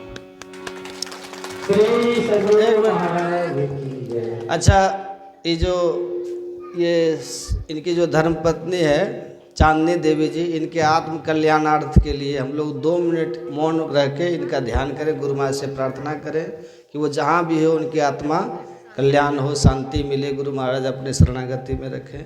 बोलिए श्री सद्गुरु। 2 मिनट का ध्यान कीजिए।